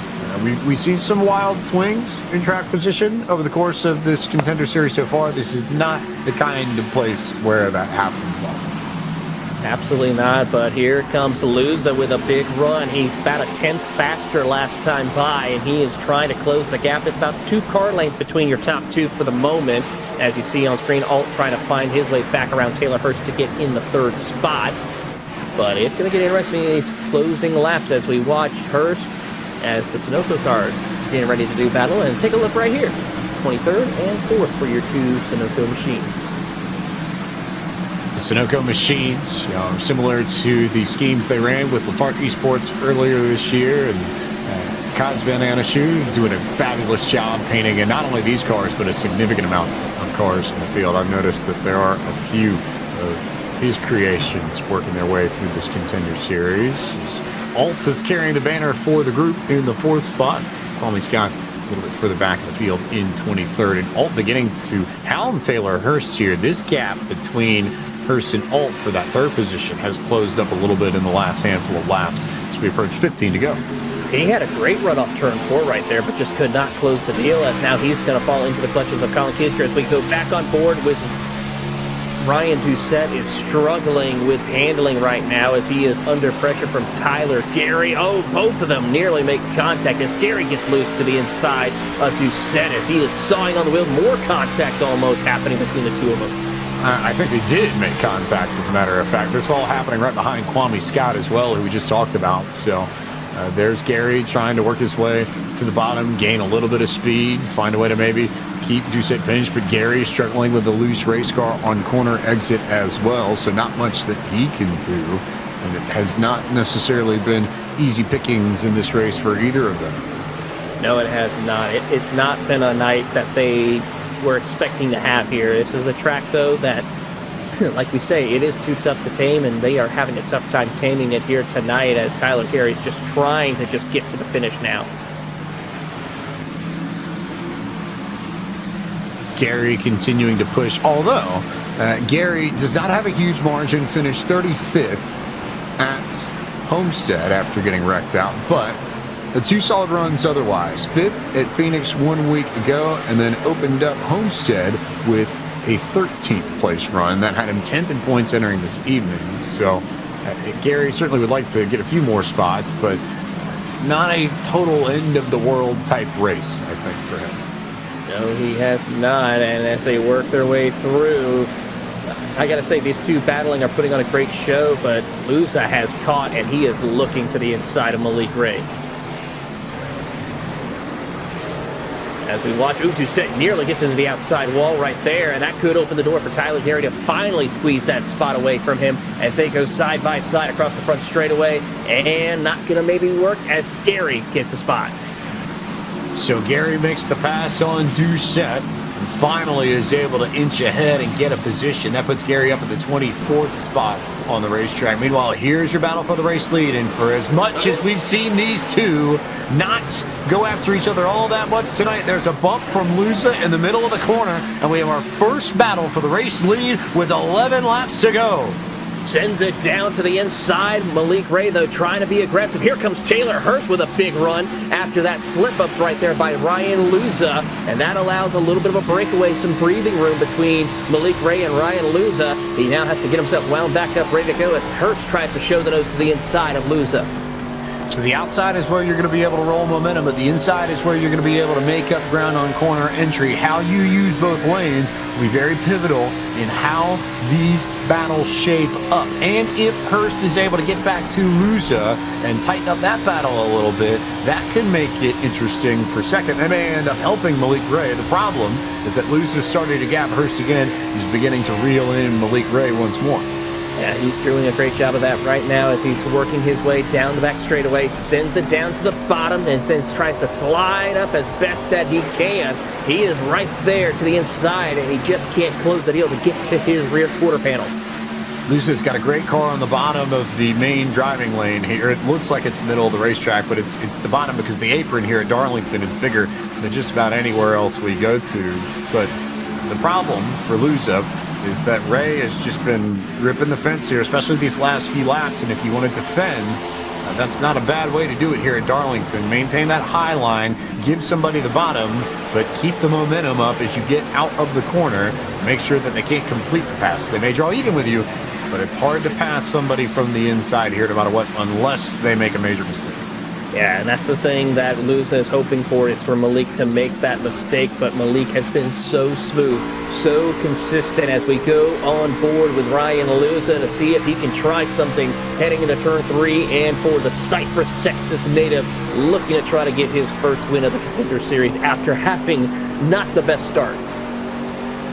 Entered tonight 19th in points. Malik Ray entered tonight 26th. If anything, it may make sense for them to try and figure out who's going to get this win, who's going to get second, and then just leave it at that. As we look a little bit further back, Matthew Morton, Michael P. Frisch fighting for spots deeper in this field. This is 14th and 15th that you're watching on your screens. Good fight right here as they'll have to down deal with Chris Hill also right behind them, as well as here comes Luza showing the nose again, but now we see Malik Ray go to the bottom of the racetrack to try to throw that block and prevent it. And now here comes Luza around the outside. Oh, that was so dangerous for Malik Ray. He almost gave Luza the high line, and if he gave Luza the high line, I have a feeling that Luza was going to be able to finish off that pass. For the moment, though, Ray's still in control of this, but I think he's got to keep that car pinned up to the fence if he wants to try and defend this race lead. This is almost some similarity to what we saw at Darlington earlier this year in the Cup Series, where you have to try and just hold that outside lane. That's the preferred line. You don't want to give it up whatsoever, and make Luza get to your inside. He's got to pass on the unpreferred groove around this track. 5 laps to go at Darlington, and after a race that's been relatively tame at the front of the field, the gloves are finally coming off towards the end of this. It is Malik Ray and Ryan Luza. Taylor Hurst is trying to maintain touching distance, but Luza's got the fastest car in this field. He's not been able to get the point, though, yet. How this will shake out over the last 5 laps. This should be a very entertaining watch as Luza with a big drive in the middle of the corner. But again, Ray keeping the nose higher, making sure that Luza can't get to that outside right rear quarter panel. That's the key for Malik Ray here with a handful of laps to go. Great fight amongst your top 5 drivers here as Luza now has to try to cool him off a second, see if he can refire off turn 2. This is where he struggles the most. This is where Malik gets that great run, and then we see Luza be very strong in turn 3 and 4 as we're back on board with him. Sends it down to the bottom of the racetrack. A little bit of a slide right there by Malik. That could be a big issue as we see how much ground Luza gains off turn 4. A little bit of a slide, but I think that's part of the line that Ray's trying to run to make sure that Luza doesn't have the room to get outside him. Yes, he drifts up in the corner and gives up some mid-corner speed, but if you take away that width, there's just nowhere that Luza can go and no way he can make the move up high, so he may just give the bumper to Malik Ray to try and make the pass. He gave it to him once in the middle of turn 2. Does he do it again in turn 3? That's the second time he put the bumper. Third time, I can only imagine. He does it again. Move out of the way. Here comes Luza to the bottom. So now here we go. Ray up high, Luza down low, coming to 2 laps to go. How deep does Ryan Luza decide to drive it into the corner? This time not much, but he's gotten the warning tap, says Malik Ray. I wonder if there's a bigger bump in store, if this is the same situation going off into 3. And it's going to be interesting. Malik Ray, you better hold on, grip that steering wheel as best you can, because here comes Luza as he will send it down. But here comes Hurst, though, putting some pressure on as Luza tries the top side. He's got a quarter panel. Almost there with the quarter panel. Malik just gets back in front of him and just maintains for the moment. 1 lap to go at Darlington, and we are set up for another classic finish at the Lady in Black. Here they come through the middle of turn 1 and 2. What will we see? This is where Malik is strongest. And then he's got to see the good run from Luza. He has a shot as they head down the back straightaway for the final time. Luza going into turn 3. Does he pull the bump and run? He goes low, saves it deep, and sends it way off into the corner. And gets a great drive on the bottom. And Ryan Luza is going to stick it up in front of Malik Ray and take this race on the very last lap. Ryan Luza with the last lap pass to win round 4 of the Contender Series at Darlington. How about a hashtag send it moment right there by Ryan Luza? He just sent it in and just hoped that it stuck right there and made it work. Congratulations, Ryan Luza. After weeks of having front row starts, he finally gets the win this season. That is a mental chess match that you will want to replay over and over again, because I think the most impressive thing is that for as much as Luza did use the bumper at points in that final 15 laps, on the last lap, didn't see him use it a bit. That was just an incredibly well set up line in the corner. He knew that Malik was going to go top side, recognized that his only opportunity was to just try and stick it down on that inside line, and he got the best drive out of 3 and 4 that I think we've seen anyone have all night. And all of a sudden, Ryan Luza not only has a victory, but is going to vault himself right back up into the top 20 and not even be on the edge of it. He'll be right in the thick. I'd say ballpark probably right around that 10th position in points. A big night for Luza after not having a great night the first 2 weeks of the year. This is more like the kinds of runs we expect from the former Cup Series champion. Talk about a redemption run here tonight. This is what he needed, and it's going to be incredible to see how he can top off the season. As we take a look at the replay, though, James, this was absolutely exciting. Didn't even put the bumper to him right here as they work their way across the back or the front straightaway to start this lap. Right about there, he gets on the bumper, doesn't really push the envelope, sets himself up for a great run out of turn 2, and then he'll just send it and hope for the best. Had the opportunity to get into Malik there out of 2, checked up, and then this is the setup here, I think, more than anything else. The way that he checked up early in this corner and then just drove right down on the bottom, and it held. He checked up it a little bit just to make sure he didn't get into Malik, but he checked up only as much as he needed and then just took off from the bottom. And for as much as we've not seen anybody pass on the inside, that was brilliant from Ryan Luza to set that up, change up the way he entered the corner, drive in, stop early, get down on the bottom, drive off hard, get the spot, and get the win by 0.09 of a second over Malik Ray. Taylor Hurst was 3rd in this race. Another good run for him after the win at Las Vegas. 2nd podium of the season for Hurst. We'll talk to all 3 of them in a moment. Dylan Alt with a great run. Colin Keister with a good run too. Mercurio Yaroshak desperately needed a top 10. Got it tonight. Finishes 7th. Tinsley, Bowden, Bias. The rest of your top 10. Moving on to 11th is Blaze Crawford, followed by Quentin Warman. Blake McCandless in 13th. Matthew Morton and Michael Frisch round out your top 15. Christopher Hill, Russell, Lane, Champagne, and Busa your top 20. Tyler Gary, Agnell Phillip, Eddie Kerner, Garrett Maines, and Ryan Doucette completing your top 25. Kwame Scott, Dalton England, Brad Wright, Dylan Jones, and Ray Alfala, I think, would have liked to have seen a little bit better than 30th this evening.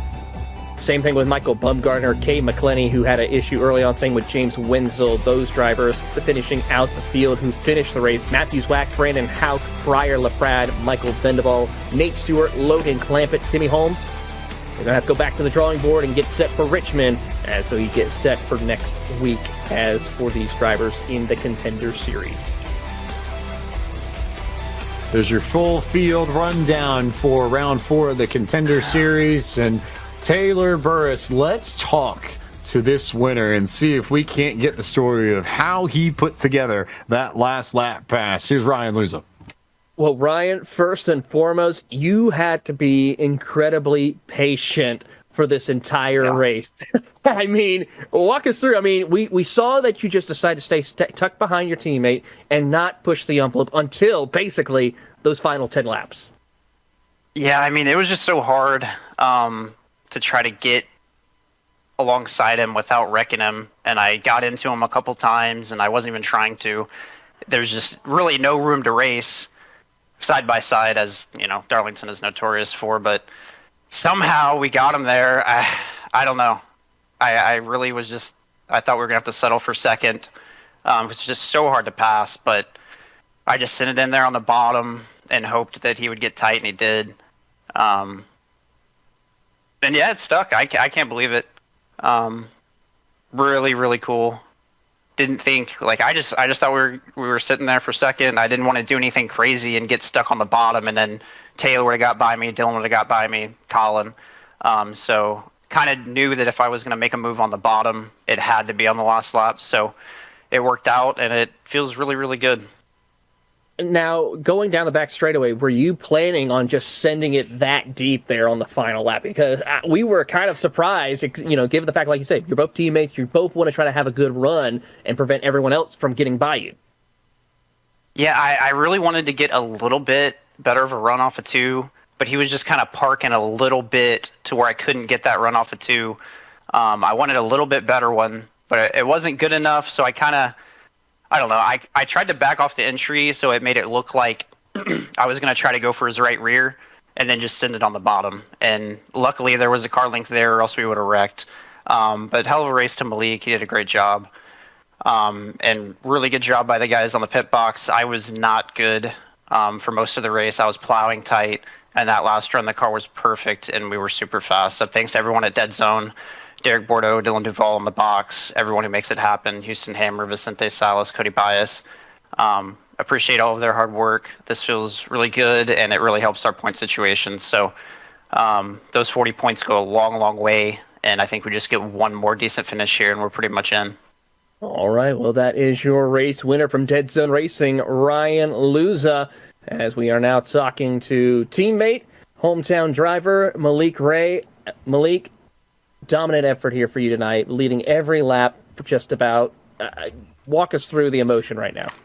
I was plowing tight, man. I'm just very happy that that he was as calm as he was the whole time, because he was about like 3/10 faster than me the last at least 10 or 12 laps, as y'all saw. So I can't really complain about that. I mean, if he would have passed me before that, I probably would have ended up in 8th or 9th. I mean, I was dying on the last run. We saw that. I mean, one of the things I got to ask was just so tight you just could not stick to the outside lane at all, because there was a couple of times towards the end where it almost looked like Luza would you had the outside lane wide open for it. I was going to give him the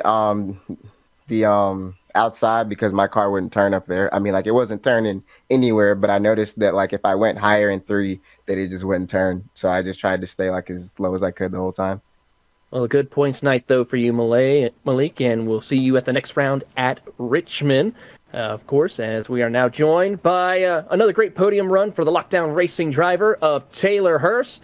Taylor, you had a front row seat to the excitement that happened to you there on the final lap.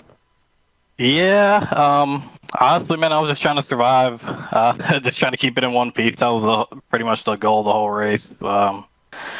Unfortunately, Darlington doesn't put on the best show anymore. It used to, back in 2016 to 19 or so, but I really wish they would work on it. I love what they got going on at the other tracks with dynamic track and stuff right now, but Darlington is just, it's horrible to race. It's horrible to watch, in my opinion. And, yeah, I mean, like I said, we just try to keep it in one piece tonight, man. Well, a good points night for you, and of course we head off to Richmond next week. Do you feel like this is a good stepping stone in the right direction, especially after the previous 2 rounds? Yeah, I mean, we just got to collect some more points, man. I've been good at Richmond in the past. I want to say I got pole or second last year here in qualifying. So, as you know, qualifying is huge everywhere we go here. Everybody's really tight in the series, so just got to bring a good car again, man. I feel like our long run tonight was really good. Unfortunately, it was really long run that we became good, so I was pretty snug in the mid run, but Yeah, it was a good showing. Shout out to everybody on lockdown, as usual. Logan Sheets, Robbie Vrabel for being on the box tonight. They did more than I did tonight, and my virtual pit crew did a lot as well. I think I gained a few that way, so yeah. Well, that is your final step of the podium for Taylor Hurst. James, an exciting night, and it's great to see the teammates, though, happy and working together, though, to help make sure that it was a 1-2 for Dead Zone Racing. Bit of a breaking of the stranglehold that it seems like Norris Force has had on the Contender Series up to this point. It's Dead Zone's night, but Eddie Kerner, even with the run that wasn't anywhere close to what he had done the first 3 weeks, though, when you finish first and second, that's hard to match. But I think the big thing here to know, ballpark speaking, if you can leave Richmond 80 points clear of the drop, with the way the drops work, it's not absolutely, black and white, that if you're ahead of the cut by 80 points, you're locked in. But if you can be ahead of the cut by 80 points coming out of Richmond, you stand a very good chance to lock up a spot in the top 30. And that, I think, is the most noteworthy thing. Critter's going to have a chance to do that next week. Absolutely, but here's the problem, though. For those drivers here tonight, such as Ray Alfalla, Cade McClenny, Kwame Scott, Michael, is right there, is a tie, though, for Dalton England and Brad Wright. Those are the ones you got to watch out for. They got to find a way to be a little bit extra in order to try and set themselves up for a chance to be in that top 30. 3 names that stand out to me on this list. Clampett, now 4 back of the cut line. Yerashak entered tonight about 17-18, made some great ground up tonight with a good run, but still 5 points back, so work left to do. Ray Alfalla, 23 points back, and now the pressure is on for time to find his way back into the top 30 and have a shot at the Coke Series next year. Our next race comes to you 1 week from tonight, November 5th, 8:30 p.m. Eastern. We go short tracking in this Contender Series. Richmond Raceway is the place that we will head to contest round number 5 of the eNASCAR College iRacing Series. Bit of a different flavor from what we've seen, Taylor, but a track that contests these drivers just the same. It's going to be exciting to watch these drivers, and it's going to be critical to see who is able to put on some great short track racing. We're heading to quite a few drivers home track here at Richmond. White, Tinsley, and Garrett Main's one of those ones to keep an eye on, but of course we have to keep in mind as well for the next race for the eNASCAR College Series as they head up to Michigan. Time Attack opens up on November 5th, 1 week from tonight, runs through November 14th, the following Thursday. And the main race, Tuesday, November 19th, and you can catch that here at 7 p.m. Eastern Time, eNASCAR.com/live, as well as the iRacing and NASCAR YouTube channel. Should be a fun one when the vehicles, the NASCAR Craftsman Truck Series, head to the Irish Hills of Michigan Speedway. It's been a long night here for us at iRacing, but we are done with our college contender doubleheader. For our producer Drew Adamson and everyone on the team behind the scenes at iRacing, and for my colleague in the booth Taylor Burris, I am James Pike. Thank you so much for watching our broadcast of the College Series from Kansas and the Contender Series from Darlington. Congratulations to Logan Clampett and Ryan Luza, and we'll see you next Tuesday night for more Contender Series racing from Richmond.